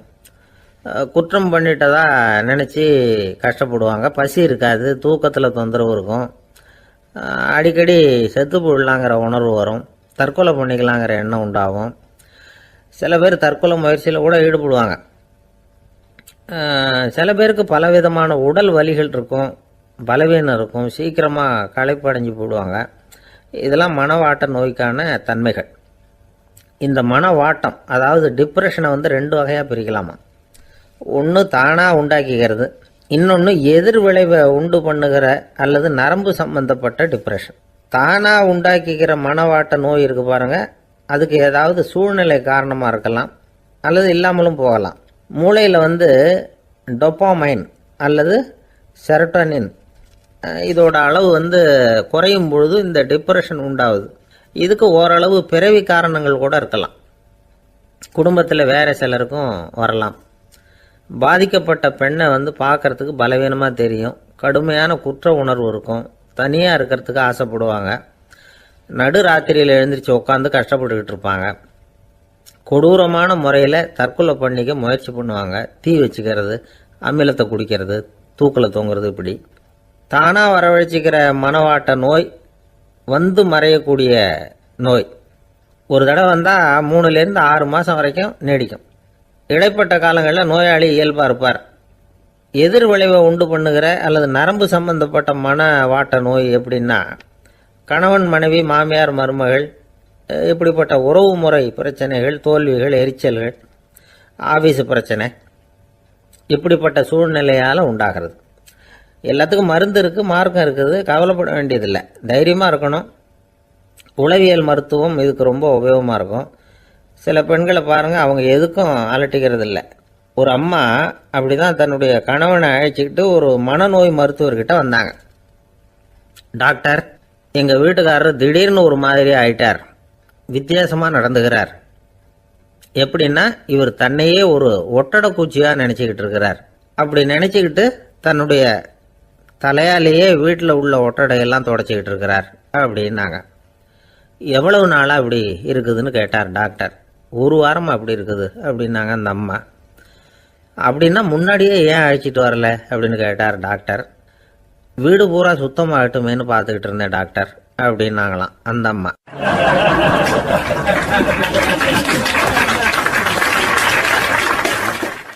ஒரே ஒரு ஊரில் ஒரு பாதிரியார் இருந்தார். ரொம்ப நாள் சந்தோஷமாக வாழ்ந்தார். ஒரு நாள் அவர் மடத்து சமையல் அறையில் பாத்திரங்களை கழுவி துலக்கி சுத்தப்படுத்திக்கிட்டு இருந்தார். அந்த சமயத்தில் ஒரு தேவ தூதன் அவர் முன்னாடி வந்து நின்னான். இவர் நிமிர்ந்து பார்த்தார். ஆண்டவர் என்னை வந்து உங்ககிட்ட அனுப்பியிருக்கிறார், பரலோகத்தில் வாசம் செய்யறதுக்கு உங்களுக்கு நேரம் வந்துட்டுது அப்படின்னு அந்த ஆள். ஆண்டவருக்கு என்னோட ஞாபகம் வந்ததுக்கு நன்றி. ஆனாலும் இப்போ இங்கே நீயே பாரு, எவ்வளவு பாண்டங்கள் பாக்கி இருக்கு, இவ்வளவையும் நான் வந்து சுத்தப்படுத்த வேண்டியிருக்கு. நான் வந்து நன்றி கெட்டவனாக இருக்க விரும்பலை. இந்த பணியை முடிக்கிற வரைக்கும் என்னுடைய பரலோக வாழ்வை தள்ளி வைக்க முடியுமா? நீ என்ன நினைக்கிற அப்படின்னு கேட்டார். தேவதூதன் தனக்கே உரிய விவேகத்தோட அன்போட பாதிரியாரை பார்த்தான். சரி, என்ன செய்யலாம்ங்கிறத அப்புறம் சொல்கிறேன் அப்படின்னு சொல்லிவிட்டு புறப்பட்டு போயிட்டான். ஒரு நாள் அந்த பாதிரியார் தோட்டத்தில் உள்ள களைகளை எல்லாம் ஒரு களை கொத்தியால் கொத்தி களை எடுத்துக்கிட்டு இருக்கிறார். அந்த சமயத்தில் இந்த தேவதூதன் மறுபடியும் அவர் முன்னாடி வந்து நிற்கிறான். பாதிரியார் பார்த்தார். இதை பாரு, இந்த தோட்டம் பூராவும் எவ்வளவு களை மண்டி கிடக்கு, பரலோகம் கொஞ்ச காலம் எனக்காக பொறுத்திருக்கலாம்னு நீ நினைக்கிறியா அப்படின்னு கேட்டார். தேவதூதன் சிரிச்சுக்கிட்டே மறுபடியும் மறைஞ்சிட்டான். மறுபடியும் அவர் களை எடுக்கிறது, தானிய களஞ்சியத்துக்கு வர்ணம் பூசுறது, இப்படிப்பட்ட வேலைகளில் ஈடுபட்டிருக்கார். இன்னொரு நாள் ஒரு மருத்துவமனையில் நோயாளிகளை கவனிச்சுக்கிட்டு ரொம்ப தீவிரமாக இருக்கிறார் அந்த பாதிரியார். ஒரு நோயாளியோட தாகத்துக்கு தண்ணீர் கொடுத்துட்டு நிமிர்ந்து பார்க்குறப்போ தேவதூதன் மறுபடியும் அவர் முன்னாடி வந்து நிற்கிறான். இந்த தடவை பாதிரியார் தன்னலமற்றவராக பேரன்பை காட்டக்கூடிய வகையில் தன்னுடைய 2 கைகளையும் உயர்த்தியபடி தேவதூதனின் கவனத்தை வந்து பிணியால் வாடக்கூடிய நோயாளிகளின் பக்கம் திருப்பினாராம். தேவதூதன் ஒன்றும் சொல்லலை, மறைஞ்சிட்டான். அன்னைக்கு சாயந்தரம் பாதிரியார் வந்து மடத்தில் உள்ள தன்னுடைய அறைக்கு போய் இளைப்பாறினார். யோசித்து பார்த்தார். தேவதூதனையும் தேவதூதனின் விருப்பத்தையும் பல நாள் தள்ளி போட்டு வந்ததையும் அவர் ரொம்ப நினச்சி பார்த்தார். திடீர்னு தான் வந்து முதுமை அடைகிறதையும் சோர்வு அடைகிறதையும் உணர்ந்தார். ஆண்டவரை நினச்சார். ஆண்டவரே, உம்முடைய தூதனை மறுபடியும் என்கிட்ட அனுப்புனா நான் சந்திக்கிறதுக்கு ஆவலாக இருக்கேன் அப்படின்னு சொல்கிறப்பவே தேவதூதன் பக்கத்தில் வந்து நின்னான். பாதிரியார் நிமிர்ந்து பார்த்தார். நீ இப்போவே என்னை அழைச்சிக்கிட்டு போக விரும்பினா நான் பரலோகத்துக்கு வர்றதுக்கு தயாராக இருக்கேன்னார். தேவதூதன் அந்த பாதிரியாரை அன்போடவும் விவேகத்தோடவும் பார்த்து, நீங்கள் வந்து என் கூட பரலோகத்துக்கு வர்ற தயாராக இருக்கிறதா சொல்கிறீங்க, ஆனால் நீங்கள் இது வரைக்கும் வேற எங்கே இருந்ததான் நினைக்கிறீங்க அப்படின்னு நானும். அப்படின்னா இது வரைக்கும் இருந்த இடம் தான் பரலோகம் அப்படிங்கிறத உணர்த்தியிருக்கிறான். பரலோகம்னா என்னன்னு புரிஞ்சுக்கிறதுக்கு இந்த சம்பவம் நமக்கு உதவியாக இருக்குது. தொண்டு செய்கிறத விட பெரிய செயல் வேற எதுவும் இருக்க முடியாது. அது நம்ம மனசுக்கு கொடுக்குற சுகத்தை வேற எதுவும் கொடுக்க முடியாது. நாம் தொண்டு செய்கிற இடம் தான் அந்த புண்ணிய இடம். ஆனால் இந்த காலத்துல எல்லாம் நாம் தொண்டு செய்யணும்னு நினச்சி ஏதாவது ஆரம்பித்தா கூட அதை ஒரு மாதிரியாக சுற்றி நின்று வேடிக்கை பார்க்க ஆரம்பிச்சிடுறாங்க. ஒரு பெரியவர் அப்படித்தான் ஒரு தொண்டு செஞ்சுக்கிட்டு இருந்தார். ஒரு கோவில் கட்டிக்கிட்டு இருந்தாங்க. அதில் ஒரு இடத்துல ஒரு பலகையை வச்சு ஆணி அடிக்கிற வேலையை செஞ்சுக்கிட்டு இருந்தார் அந்த பெரியவர். ஒரு சின்ன பையன் அதை ரொம்ப ஊக்கமாக அக்கறையாக கவனிச்சுக்கிட்டு இருந்தான். பெரியவர் இதை கவனித்தார். என்னப்பா பார்க்குற, உனக்கும் இது மாதிரி தொண்டு செய்யணும்னு ஆசையாக இருக்கா அப்படின்னு கேட்டார். அதுக்கு அந்த பையன் சொல்கிறான், அப்படி இல்லைங்க, நீங்கள் ஆணி அடிக்கிறப்போ கையில் சுத்தியால் அடிச்சுக்கிட்டா எப்படி துடிப்பீங்க எப்படி கத்துவீங்கன்னு தெரிஞ்சுக்கிறதுக்காக அதை பார்க்கணும்னு ஆசை, அதுக்காக தான் காத்துக்கிட்டு இருக்கேன் அப்படின்னு நான்.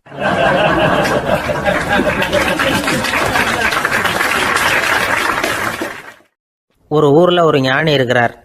ரொம்ப பெரிய ஞானி. ரொம்ப வயசாயிட்டுது. கடைசி காலத்தில் அவர்கிட்ட சில பேர் வந்தாங்க. உங்கள் குரு யார் அப்படின்னு கேட்டாங்க. அவர் நிமிர்ந்து பார்த்தார். எனக்கு ஆயிரக்கணக்கான குருமார்கள் உண்டு. அவங்க பேரெல்லாம் சொல்லணும்னா இந்த காலம் பத்தாது. ஆனால் முக்கியமான ஒரு 3 பேரை பற்றி மட்டும் உங்களுக்கு சொல்கிறேன் அப்படின்னாராம். அப்புறம் சொன்னார், அந்த 3 பேரில் ஒருத்தன் ஒரு திருடன். ஒரு சமயம் ஒரு பாலைவனம் வழியாக நான் போய்கிட்டு இருந்தேன். அப்போது வழி தவறி போய் ஒரு கிராமத்துக்கு போயிட்டேன். அது இருட்டு நேரம், நடு ராத்திரி, ஊரே உறங்கி போச்சு. அந்த நேரத்தில் ஒரு ஆள் மட்டும் ஒரு வீட்டு சுவத்தில் ஏதோ பண்ணி உள்ளே நுழையிறதுக்கு முயற்சி பண்ணிகிட்டு இருக்கிறான். அவங்கிட்ட போய் நான் இன்னைக்கு இங்கே எங்கே தங்க முடியும் அப்படின்னு கேட்டேன். அதுக்கு அவன், இந்த ராத்திரி வேளையில் அது ரொம்ப சிரமம், ஒரு திருடனோட உங்களால் தங்க முடியும்னா நீங்கள் என்னோட தங்கலாம் அப்படின்னா. நான் அவங்க கூட 1 மாதம் தங்கியிருந்தேன். ஒவ்வொரு நாள் ராத்திரியும் இப்போ நான் என்னுடைய வேலைக்கு போகிறேன், நீங்கள் ஓய்வு எடுத்துக்கோங்க அப்படின்னு சொல்லிவிட்டு போவான். அவன் திரும்பி வந்த உடனே உனக்கு ஏதாவது கிடைச்சிதான்னு நான் கேட்பேன். அதுக்கு அவன், இன்னைக்கு ராத்திரி ஒன்றும் இல்லை, நாளைக்கு மறுபடியும் முயற்சி பண்ணுவேன் அப்படின்பா. எப்பவும் அவன் நம்பிக்கை இழந்ததே கிடையாது. எப்பவும் சந்தோஷமாகவே இருப்பான். நானும் ரொம்ப காலமாக தியானம் பண்ணிக்கிட்டே இருந்தேன். ஒன்றுமே நடக்கலை. ஆனால் நான் என்ன பண்ணேன் தெரியுமா, மனசு வருத்தப்படும், நம்பிக்கை இழந்துருவேன். அப்போல்லாம் அந்த திருடனுடைய விடாமுயற்சி தான் ஞாபகத்துக்கு வரும். அதனால் அந்த திருடன் எனக்கு ஒரு குரு. என்னுடைய 2வது குரு யாருன்னா அது ஒரு நாய். இது எப்படின்னா, ஒரு சமயம் எனக்கு ரொம்ப தாகமாக இருந்தது. ஒரு நதியை நோக்கி போய்கிட்டு இருந்தேன். அப்போ ஒரு நாயும் வந்தது. அதுக்கும் தாகம். ஓடி வந்து ஆற்றை பார்த்தது. அதோட நிழல் ஆற்றுல தெரிஞ்சது. அதை பார்த்ததும் பயந்துட்டுது. அதாவது அது தன்னுடைய சொந்த உருவத்தையே கண்டு பயந்தது. அதை பார்த்து குறைக்குது, திரும்பி ஓடிச்சு. ஆனால் அதுக்கு தாகம் அதிகமாக இருந்ததுனால அது மறுபடியும் திரும்பி வந்தது. பார்த்தா மறுபடியும் தண்ணியில் நாயோட உருவம் தெரியுது. இப்படி சில தடவை பண்ணிச்சு. இருந்தாலும் கடைசியில் தண்ணியில் குதிச்சுட்டுது துணிஞ்சி. இப்படி குதித்த உடனே அதோட உருவமும் மறைஞ்சுட்டுது. இதை பார்த்தேன். நான் என்ன புரிஞ்சுக்கிட்டேன்னா, எவ்வளவுதான் பயம் இருந்தால் கூட ஒருத்தன் தைரியமாக காரியத்தில் இறங்கணும் அப்படிங்கிறத புரிஞ்சுக்கிட்டேன். இந்த போதனை அந்த நாய்கிட்ட இருந்து எனக்கு கிடைச்சிது. இது ஒன்று. அடுத்தது என்னுடைய 3வது குரு யாருன்னா அது ஒரு சின்ன குழந்தை. நான் ஒரு சமயம் ஒரு நகரத்துக்கு போனேன். அங்கே ஒரு குழந்தை எரிகிற மெழுகுவத்தி ஒன்று எடுத்துக்கிட்டு வந்தது. நான் அந்த குழந்தைய பார்த்து வேடிக்கையாக கேட்டேன், ஏன் பாப்பா இந்த மெழுகுவத்தியை நீயாவே கொளுத்துனியா அப்படின்னு கேட்டேன். ஆமான்னுது அந்த குழந்தை. சரி, இந்த மெழுகுவத்தி முன்னாடி எரியாமல் இருந்தது, இப்போ எரியுது. இந்த மெழுகுவத்திக்கு வெளிச்சம் எங்கேருந்து வந்தது, அதை எனக்கு காட்ட முடியுமா அப்படின்னு கேட்டேன் அந்த குழந்தைகிட்ட. இதுக்கு அந்த குழந்தை சிரிச்சுக்கிட்டு அந்த மெழுகுவத்தியை ஊதி அணைச்சுட்டுது. அதுக்கப்புறம் என்னை பார்த்து கேட்டுது, இப்போ இந்த மெழுகுவத்தியின் வெளிச்சம் போனதை பார்த்தீங்க இல்லையா, அது எங்கே போச்சுன்னு எனக்கு சொல்லுங்க அப்படின்னுது. அந்த குழந்தை இப்படி கேட்டதும் என்கிட்ட இருந்த ஆணவம் அழிஞ்சுட்டுது. நான் படித்ததெல்லாம் அந்த வினாடியில் சுக்கு நூறாக போயிட்டுது. என்னுடைய முட்டாள்தனத்தை நான் உணர்ந்தேன் அப்படின்னு இவ்வளவும் அந்த ஞானி விவரமாக சொன்னாராம்.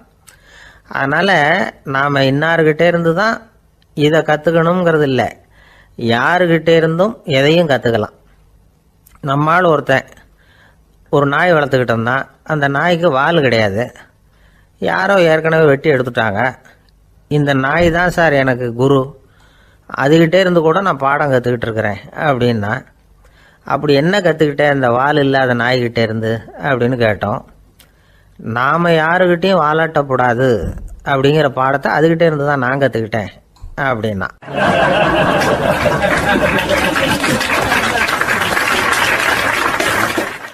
ஒருத்தர் சிகரெட்டும் கையுமா வந்தார்.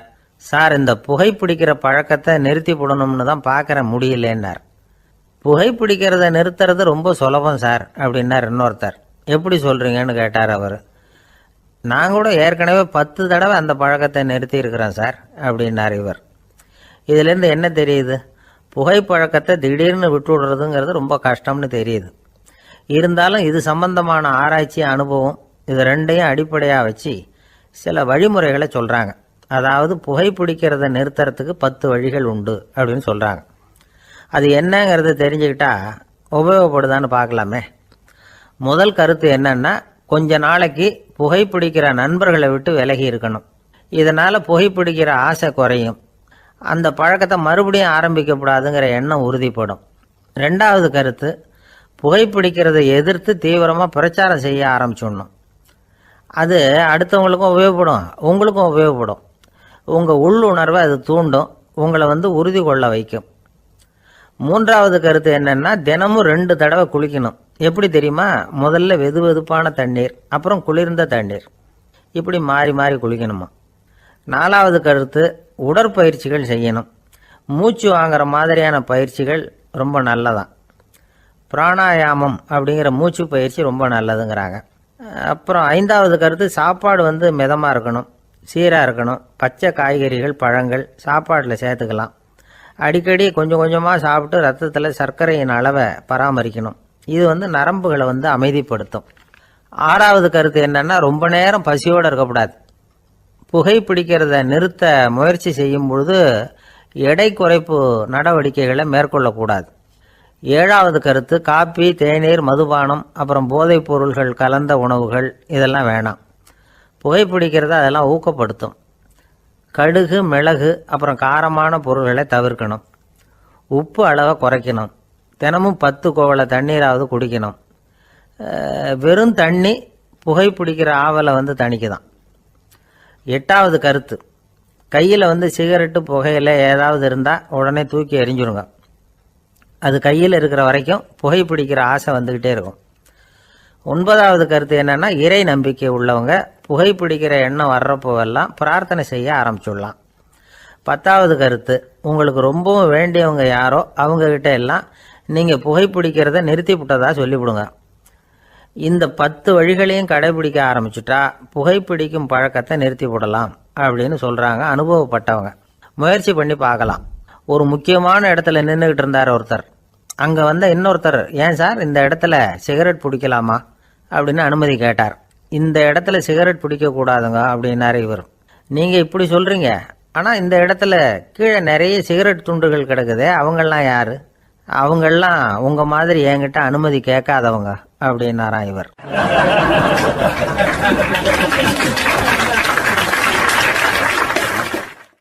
இந்த உலகத்தில் எவ்வளவோ உயிரினங்கள் இருக்குது. ஒவ்வொன்றும் ஒவ்வொரு விதமாக சண்டை போடுது. இப்போ 2 மாடு சண்டை போட்டுக்குதுன்னு வச்சுங்க, என்ன பண்ணும்? 2 முட்டிக்கும். அதுக்கு சண்டை போடுறதுக்கு ஆயுதமாக உபயோகப்படுறது அதோட கொம்பு. 2 சேவல் சண்டை போட்டுக்குதுன்னு வச்சுங்க, அதுக்கு ஆயுதமாக உபயோகப்படுறது அதோட கால் நகம். காலால் தான் அது ஒன்றோட ஒன்று சண்டை போட்டுக்கும். ஆனால் 2 மனுஷன் சண்டை போட்டுக்கிறான்னு வச்சுங்க, இவன் இன்னதை தான் ஆயுதமாக உபயோகப்படுத்துவான்னு குறிப்பிட்டு சொல்ல முடியாது. கல்லை எடுப்பான், கத்தி எடுப்பான், துப்பாக்கி எடுப்பான், என்ன வேணாலும் பண்ணுவான். வாயால் திட்டுவான், கையால் அடிப்பான், காலால் உதைப்பான், சகலகலாக வல்லவன். விலங்குகள்லாம் பொதுவாக வாயை சாப்பிட்றதுக்கு மட்டும்தான் உபயோகப்படுத்துது. ஆனால் இவனுக்கு சாப்பிட்றதுக்கும் அதுதான், சாப்பிட்டு விட்டு திட்டுறதுக்கும் அதுதான். ஆனால் ஒரு விஷயத்தில் மட்டும் கெட்டிக்கிறேன். அதாவது நாம் சண்டை போட்டுக்கிட்டாலும் பரவாயில்லை, கோழிகள் சண்டை போடாமல் இருக்கணும் அப்படின்னு ஆசைப்படுறான். எதுக்காக? கோழிகள் சண்டை போடாமல் இருந்தால் நிறைய முட்டைகள் போடுமா, அதுக்காக தான் இந்த அக்கறை. கோழி பண்ணை வச்சிருக்கிறவங்களுக்கு இது ஒரு பெரிய பிரச்சனை. அதாவது பண்ணையில் இருக்கிற கோழிகளுக்குள்ளே அடிக்கடி சண்டை வந்துடும். அதனால் முட்டை உற்பத்தி குறைஞ்சிரும். சரி, இதுக்கு என்ன பண்ணுறது? பண்ணையில் போய் உட்காந்துக்கிட்டு தினமும் பஞ்சாயத்து பேசிகிட்டு இருக்க முடியுமா? அமெரிக்காவில் கோழி பண்ணை வச்சுருக்கிற ஒருத்தர் இதை பற்றி யோசனை பண்ணி பார்த்தாராம். ஒரு வழியையும் கண்டுபிடிச்சிருக்கார். கோழிக்கெல்லாம் மூக்கு கண்ணாடி மாட்டி விட்டுட்டோம்னா அது சண்டை போடுற குணம் குறைஞ்சிரும், முட்டை அதிகமாகிடும். அந்த கண்ணாடியில் உள்ள லென்ஸு சிவப்பு நிறத்தில் இருக்கணும், அவ்வளவுதான் அப்படின்னு அவர் கண்டுபிடிச்சாராம். இது ஏற்கனவே நடைமுறையில் கண்டுபிடிக்கப்பட்ட ஒரு விஷயம். ஆனால் எல்லா கோழிக்கும் சிவப்பு மூக்கு கண்ணாடி எப்படி மாட்டி விடுறது? அப்படியே மாட்டி விட்டாலும் அது நழுவாமல் இருக்கணுமே. இப்போ நாமெல்லாம் நடு விரலால் மூக்கு கண்ணாடி நடுவில் தொட்டு அப்படி ஸ்டைலாக சரி பண்ணிக்கிறோம். அது மாதிரி கோழி எப்படி சரி பண்ணிக்கும்? இதுதான் பிரச்சனை. இதுக்கு அவர் என்ன வழி கண்டுபிடிச்சாருன்னா, கோழிக்கெல்லாம் மூக்கு கண்ணாடிக்கு பதிலாக விழியொட்டு வில்லைகள், கான்டாக்ட் லென்ஸ், அதை பொருத்தி விட்டா என்ன அப்படின்னு யோசனை பண்ணார். அதே மாதிரி பண்ணார். அதே மாதிரி செஞ்சு பார்த்தார், வெற்றி. அதுக்கப்புறம் கோழியெல்லாம் சண்டை போட்டுக்கலையாம், சமாதான பிரியர்கள் ஆகிட்டு தான். கோழிகளுக்கு இயல்பாகவே சண்டை போடுற குணம் உண்டு. ஆனால் அதோட கண்ணுக்கு பார்க்குற பொருள்லாம் ரோஜா நிறத்துலையோ அல்லது இன்னும் சொல்ல போனால் அழுத்தமான சிவப்பு நிறத்துலையோ தெரிஞ்சதுன்னா சண்டை போடுற குணம் குறைஞ்சிருதான். அந்த சமயத்தில் அது அதிகமாகவும் முட்டையிட ஆரம்பிச்சுடுதான். அதே நேரத்தில் இறை எடுக்கிறத கூட குறைச்சிக்குதான். இது ஏன் இப்படி பண்ணுதுங்கிறது விஞ்ஞானிகளுக்கு இன்னமும் புரியலையா. எப்படியோ அமெரிக்க கோழிகள்லாம் கான்டாக்ட் லென்ஸ் பொருத்திக்க ஆரம்பித்தாச்சு. கோழி கழுத்தை பிடிச்சிக்கிட்டு ஒரு சில வினாடிகளில் அதை பொருத்தி விட்றாங்களாம். கோழியோட ஆயுள் பூரா அது அப்படியே இருக்குமா. பண்ணையில் முட்டை உற்பத்தி குறைஞ்சா இது மாதிரி விஞ்ஞானபூர்வமாக பரிகாரம் தேடுறது தான் நல்லது. நமக்கு வேண்டியப்பட்ட ஒருத்தர், அவர் ஒரு கோழி பண்ணை வச்சுருந்தார். அந்த பண்ணையில் பாதி கோழி திடீர்னு செத்து போச்சு. உடனே ஒரு கால்நடை மருத்துவர்கிட்ட போக வேண்டியது தானே. அங்கே போகல, உள்ளூரில் மந்திரம் பண்ணிகிட்டு இருந்த ஒரு சாமியார்கிட்ட போனார். அவர் காலில் விழுந்தார். சாமி, என் பண்ணையில் பாதி கோழி செத்து போட்டுதுன்னார். சாமியார் யோசனை பண்ணார். சரி, பண்ணையில் வாசப்படி கிழக்கு பக்கமாக வச்சுருக்கியா மேற்கு பக்கமாக வச்சுருக்கியான்னு கேட்டார். கிழக்கு பக்கமாக இருக்குன்னார் அவர். அதுதான் தப்பு, மேற்கு பக்கமாக அதை மாற்று சரியாக போடும்னாராம். அதே போல் இவர் போய் மாற்றிவிட்டார். அப்பவும் பாதி செத்து போச்சு. மறுபடியும் சொன்னார், சாமி மறுபடியும் பாதி கோழி செத்து போட்டுதேன்னார். சரி, கூரை எப்படி போட்டிருக்க? ஓடு போட்டிருக்கியா இல்லை கீத்து போட்டிருக்கியான்னார். ஓடு போட்டிருக்கேன்னாராம் அவர். அதுதான் தப்பு, கீத்து போட்டுரும் சரியாக போடும்னாராம். சரின்னு போய் அதையும் மாற்றி பார்த்தார். மறுபடியும் போயிட்டுது, கோழி செத்து போச்சு. வந்தார், மறுபடியும் பாதி செத்து போச்சு சாமின்னு வந்தார். இவரும் யோசனையை மாற்றி மாற்றி சொல்லிகிட்டே இருக்கிறார். இப்படி அவரும் மாற்றி மாற்றி பார்த்தார். 6வது தடவையாக அவரை தேடிட்டு வந்தார். அந்த சமயத்தில் இவர் ரொம்ப தீவிரமாக யோசனை பண்ணி பார்த்துட்டு, அது சரிப்பா, நீயும் என்கிட்ட சளைக்காமல் வந்துக்கிட்டு இருக்கிற, நானும் யோசனை சொல்லிகிட்டு இருக்கேன். இப்போவும் உங்ககிட்ட சொல்கிறதுக்கு என்கிட்ட யோசனை நிறையா இருக்குது, ஆனால் சோதிக்கிறதுக்கு உங்ககிட்ட கோழி இல்லையே, என்ன பண்ணுறது அப்படின்னாராம் இவர்.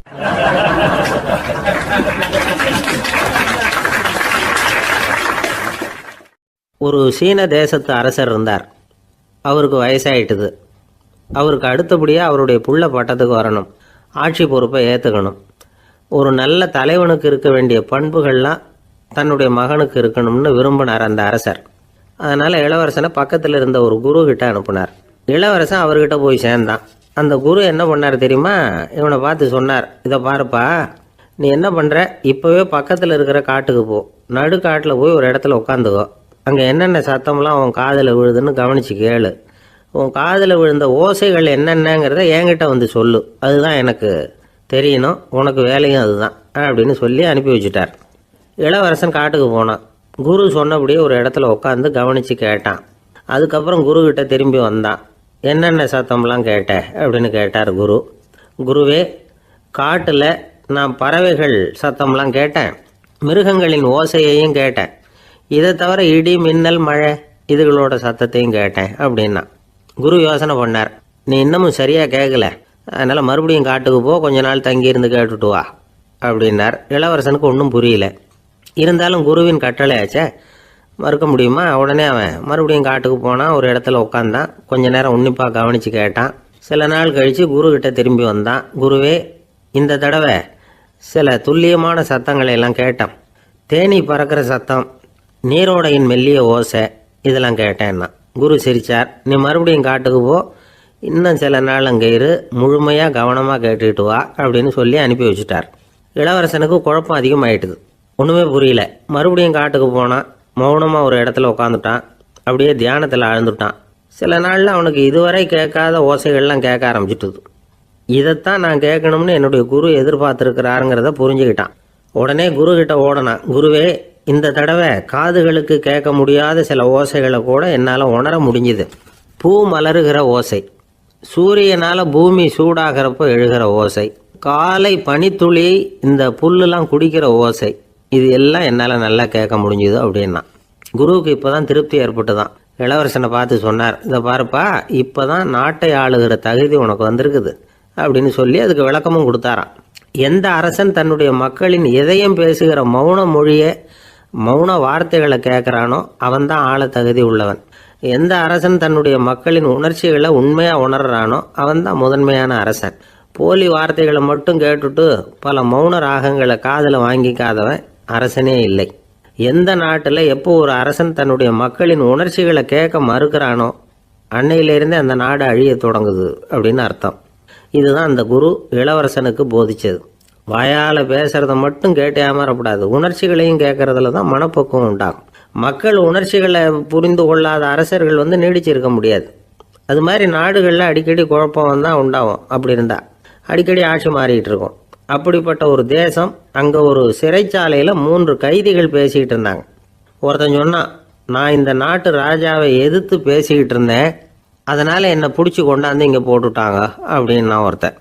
இன்னொருத்தன் சொன்னான், நான் இந்த நாட்டு ராஜாவை ஆதரித்து பேசிக்கிட்டு இருந்தேன், அதனால் என்னை பிடிச்சி கொண்டாந்து இங்கே தள்ளிவிட்டாங்க அப்படின்னா.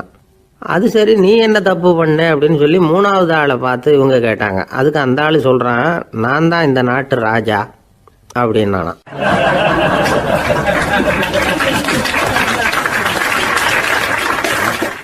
ஒரு ஊரில் ஒரு பெரிய ஞானி இருந்தார். அவர் படுக்கையில் இருந்தார். இன்னும் கொஞ்ச நேரம்தான் அவர் இந்த உலகத்தில் இருக்க போகிறார். அவரை சுற்றி ஏகப்பட்ட கூட்டம். ஏற்கனவே அவருடைய உபதேசங்களை கேட்டவங்க பல பேர் அவரை சுற்றி நிற்கிறாங்க. அந்த ஞானி மெதுவாக கண்ணை திறந்து பார்க்குறார். எல்லாரும் அவருடைய கடைசி வார்த்தையை கேட்கறதுக்காக அவளோட காத்துக்கிட்டு இருக்கிறாங்க. அந்த ஞானி மெதுவாக பேச ஆரம்பித்தார். நான் என்னுடைய வாழ்நாள் பூராவும் உங்களுக்கு நிறைய போதனைகள் சொல்லிக்கிட்டு இருக்கிறேன். பேரானந்தம், மகிழ்ச்சி, தியானத்தன்மை, இதை பற்றியெல்லாம் சொல்லியிருக்கிறேன். இப்போ நான் வேற ஒரு கரைக்கு போய்கிட்டு இருக்கிறேன். நான் இனிமேல் இந்த கரையில் இருக்க மாட்டேன். நீங்கள் நான் சொன்னதையெல்லாம் கேட்டீங்க, ஆனால் எதையும் நீங்கள் நடைமுறைப்படுத்தி பார்க்கல. எல்லாம் கேட்டதோடு சரி, அதோடு விட்டுவிட்டீங்க. அப்புறம் அதை தள்ளி போட்டுக்கிட்டே வந்துட்டீங்க. மேலும் அதை தள்ளி போடுறதுல எந்த பிரயோஜனமும் கிடையாது. இப்போ நான் போய்கிட்டு இருக்கிறேன், உங்களில் யாராவது என்னோட வர்றதுக்கு தயாரா அப்படின்னு கேட்டார். அவ்வளவுதான், யாரும் வாயை திறக்கல. ஒரே மௌனம், சத்தமே இல்லை. ஒருத்தர் பார்த்துக்கிட்டே நிற்கிறாங்க. அந்த கூட்டத்தில் ஒரு ஆள் அந்த ஞானி கூடவே 40 வருஷத்துக்கு மேலே இருந்திருக்கிறான். அவனும் வாயை திறக்காமல் இன்னொருத்தன் முகத்தை பார்த்துக்கிட்டே நிற்கிறான். இந்த சமயத்தில் பின்னாடி நின்றுட்டு இருந்த ஒருத்தன் கையை தூக்கினான். ஞானி அவனை பார்த்தார். சரி, ஒருத்தனுக்காவது நம்மோட வர்றதுக்கு தைரியம் இருக்குது அப்படின்னு நினச்சார். ஆனால் அந்த ஆள் என்ன சொன்னான் தெரியுமா? ஐயா, நீங்கள் கேட்குறப்போ நான் உடனே எழுந்திருக்கல, கையை மட்டும்தான் தூக்கினேன். என்ன காரணம்னா, நான் எப்படி அடுத்த கரைக்கு சேர்றதுங்கிறது தெரிஞ்சுக்கிறதுக்காக தான். அந்த விவரத்தை மட்டும் இப்போ உங்ககிட்ட இருந்து நான் தெரிஞ்சுக்க ஆசைப்படுறேன். ஏன்னா இப்போ நான் உங்கள் கூட வர்றதுக்கு தயாராக இல்லை.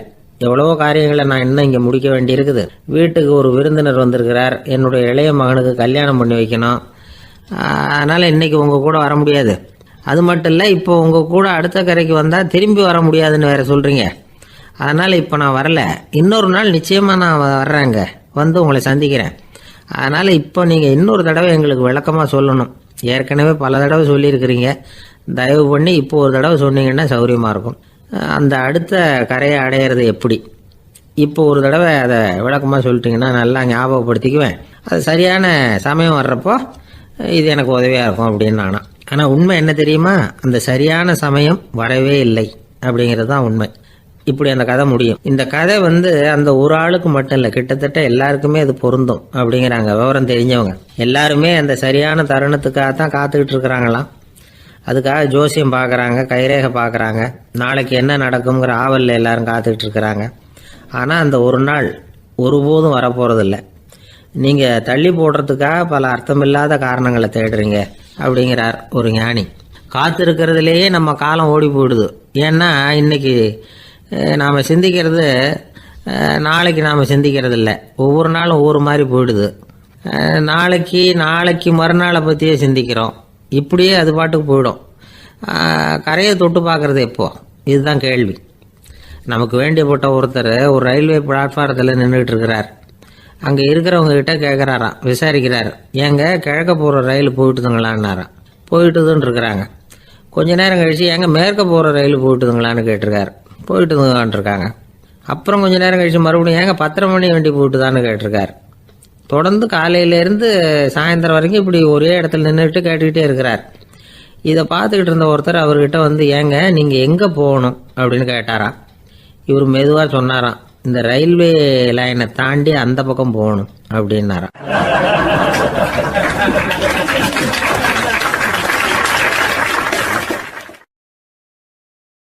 திருநெல்வேலி மாவட்டத்தில் கோவில்பட்டிக்கு பக்கத்தில் உள்ள ஊர் கடம்பூர். காமராசர் முதலமைச்சராக இருந்த காலம்.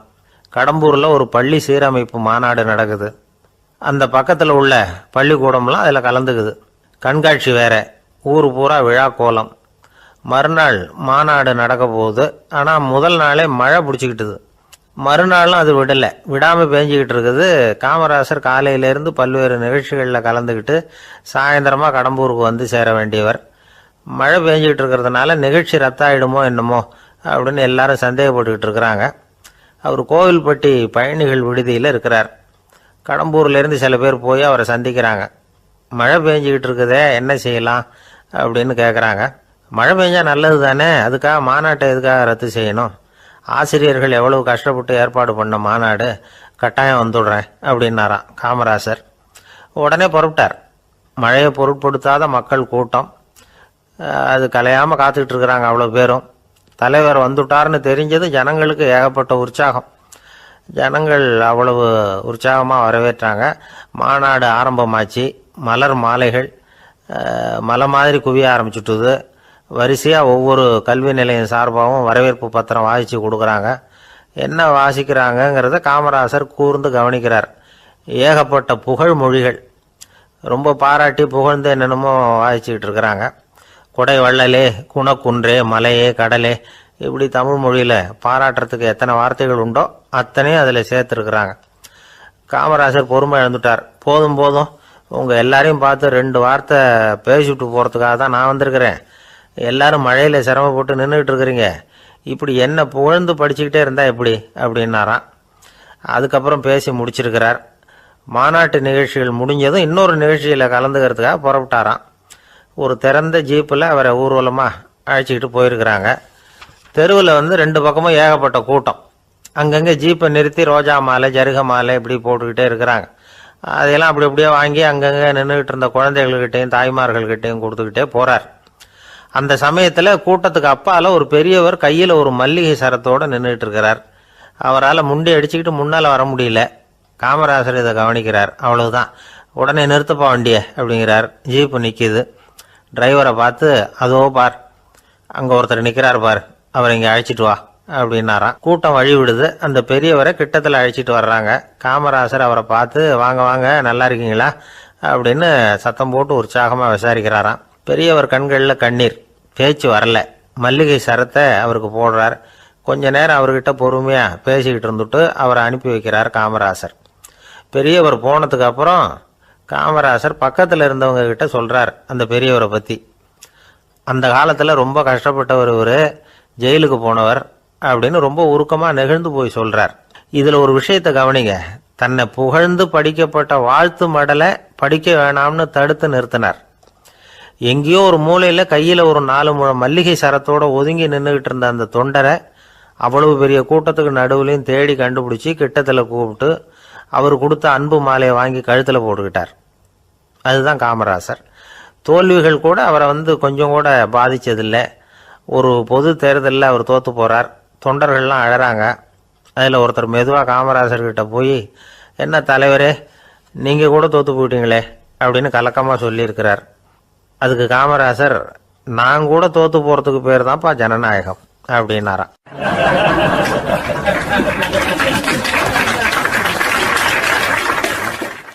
ஆஃபீஸில் வேலை பார்க்குற ஒருத்தர் வந்தார். பேசாமல் ஒரு 10 நாள் லீவு போட்டுடலாமா பார்க்குறேன் அப்படின்னார். ஏன்னு கேட்டோம். என்னுடைய மேலதிகாரி ஒரு முசுடு சார், அவர்கிட்ட வேலை பார்க்குறது ரொம்ப கஷ்டமாக இருக்குது அப்படின்னார். ஆஃபீஸில் வேலை பார்க்குறவங்கெல்லாம் ஒரு விஷயத்தை நல்லா ஞாபகத்தில் வச்சுக்கணும். மேலதிகாரிங்கிறவர் ஒரு பெரிய மகான் இல்லை, அவரும் ஒரு மானிட பிறவி தான். சராசரி மனுஷனுக்குள்ள பலம் பலவீனம் 2 அவருக்கும் உண்டு. அதனால் அவரை கொஞ்சம் அனுசரித்து போகிறதுக்கு பழகிறது தான் நல்லது. மேலதிகாரிகளில் பல வகை உண்டு. அதில் முக்கியமாக 3 வகை. அதில் ஒரு வகை எப்படி தெரியுமா? உங்களை ஒரு வேலை செய்கிற மெஷினாக மட்டுமே நினைக்கக்கூடிய வகை. இவங்கள்லாம் எப்படின்னா, எங்கேயாவது வெளியூர் போயிருந்தா கூட அங்கேருந்து ஃபோன் பண்ணுவாங்க, அந்த வேலை என்னாச்சு, இந்த வேலை என்னாச்சு அப்படின்னு. இவங்களுக்கெல்லாம் உங்கள் நலனை பற்றியோ உங்கள் குடும்பத்தை பற்றியோ அக்கறை இருக்காது. நீங்கள் சொல்கிற யோசனை எதுவும் இவங்ககிட்ட எடுபடாது. கொடுத்த வேலையை பாரு, நீ எனக்கு புத்தி சொல்ல வேணாம் அப்படிம்பாங்க. இவங்களை அனுசரித்து போகிறதுக்கு ஒரே வழி, இவங்க எதை சொன்னாலும் சரின்னு சொல்லிவிட்டு வேலையை கவனிக்க வேண்டியது தான். இவங்ககிட்ட வேற எந்த கேள்வியும் கேட்டுக்கிட்டு இருக்கக்கூடாது. ஆமாம் சாமி போடுறது கௌரவ குறைச்சல் இல்லை, அது ஒரு அலுவலக சௌகரியம், அவ்வளவுதான். இன்னொரு வகையான மேலதிகாரிகள் எப்படி தெரியுமா?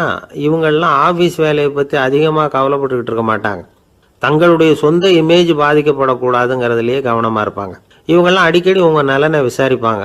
அதே மாதிரி நீங்களும் அவரை விசாரிக்கணும்னு எதிர்பார்ப்பாங்க. இந்த ரக அதிகாரிகளுக்கெல்லாம் புது வருட வாழ்த்து அனுப்பலாம், பிறந்தநாள் வாழ்த்து அனுப்பலாம். அவருக்கு எங்கேயாவது ஒரு பாராட்டு விழா நடந்தால் முதல் வரிசையில் போய் உட்காந்து உங்கள் முகத்தை காட்டலாம். ஆஃபீஸ் வேலையை மட்டுமே பார்க்குற பணியாளர்கள் இது மாதிரி அதிகாரிகள்கிட்ட நல்ல பேர் வாங்க முடியாது. இன்னொரு வகையான மேலதிகாரிகள் உண்டு. அவங்க எப்படின்னா, ஆஃபீஸ் வேலையை பற்றியும் கவலைப்பட மாட்டாங்க, தனக்கு கீழே வேலை பார்க்குறவங்கள பற்றியும் கவலைப்பட மாட்டாங்க. எக்காரணம் கொண்டும் தன்னுடைய பொசிஷனுக்கு ஆபத்து வந்துடக்கூடாதுன்னே நினைக்கக்கூடியவங்க இவங்க. இவங்களால கடுமையான வேலை செய்யவும் முடியாது, தீர்மானிக்கவும் முடியாது. எந்த முடிவையும் எடுக்காமல் அப்படியே தள்ளி போட்டுக்கிட்டே போடுவாங்க எல்லாத்தையும். இதனால் என்ன ஆகும்னா, இவருக்கு கீழே வேலை பார்க்குற உங்களுக்கு பொறுப்பு அதிகமாகிடும். இவங்ககிட்ட போய் பிரச்சனையை மட்டும் சொல்லி பிரயோஜனம் இல்லை, அதுக்கான முடிவுகளை நீங்களே சொல்லணும். அப்போ தான் இது மாதிரி அதிகாரிகள்கிட்ட நல்ல பேர் வாங்கலாம். அட்லீஸ்ட் கெட்ட பேர் வாங்காமலாவது காலம் தள்ளலாம். ஆஃபீஸில் வேலை பார்க்குறவங்க முக்கியமாக சில விஷயங்களை ஞாபகத்தில் வச்சுக்கணும். ஆஃபீஸில் நடக்கிற நல்லது கெட்டது எதுவாக இருந்தாலும் உடனடியாக மேலதிகாரிகிட்ட தெரிவிக்கிறது நல்லது. 3வது மனிதர் மூலமாக அதை அவர் தெரிஞ்சுக்கிறது அவ்வளவு நல்லதில்லை. எந்த மேல் அதிகாரியுமே தான் இந்த சர்பாஸ் செய்யப்படுறத விரும்புறதில்லை. அதனால் அவருக்கு தெரியாமல் மேலிடத்துக்கு மணி எழுதி போடக்கூடாது. அப்படி எழுதி போடுறவங்க சில பேர் இருக்கிறாங்க. நீங்களும் உங்கள் மேலதிகாரியும் தொழில் ரீதியாக ஒரே படிப்பு படித்தவராக இருக்கலாம். அப்படி இருந்ததுன்னா அட்ஜஸ்ட் பண்ணி போகிறது கொஞ்சம் கஷ்டம்தான். இதை மனசில் வச்சுக்கிட்டு நடந்துக்கணும். உங்களுக்கும் அவருக்கும் அபிப்பிராய பேதமா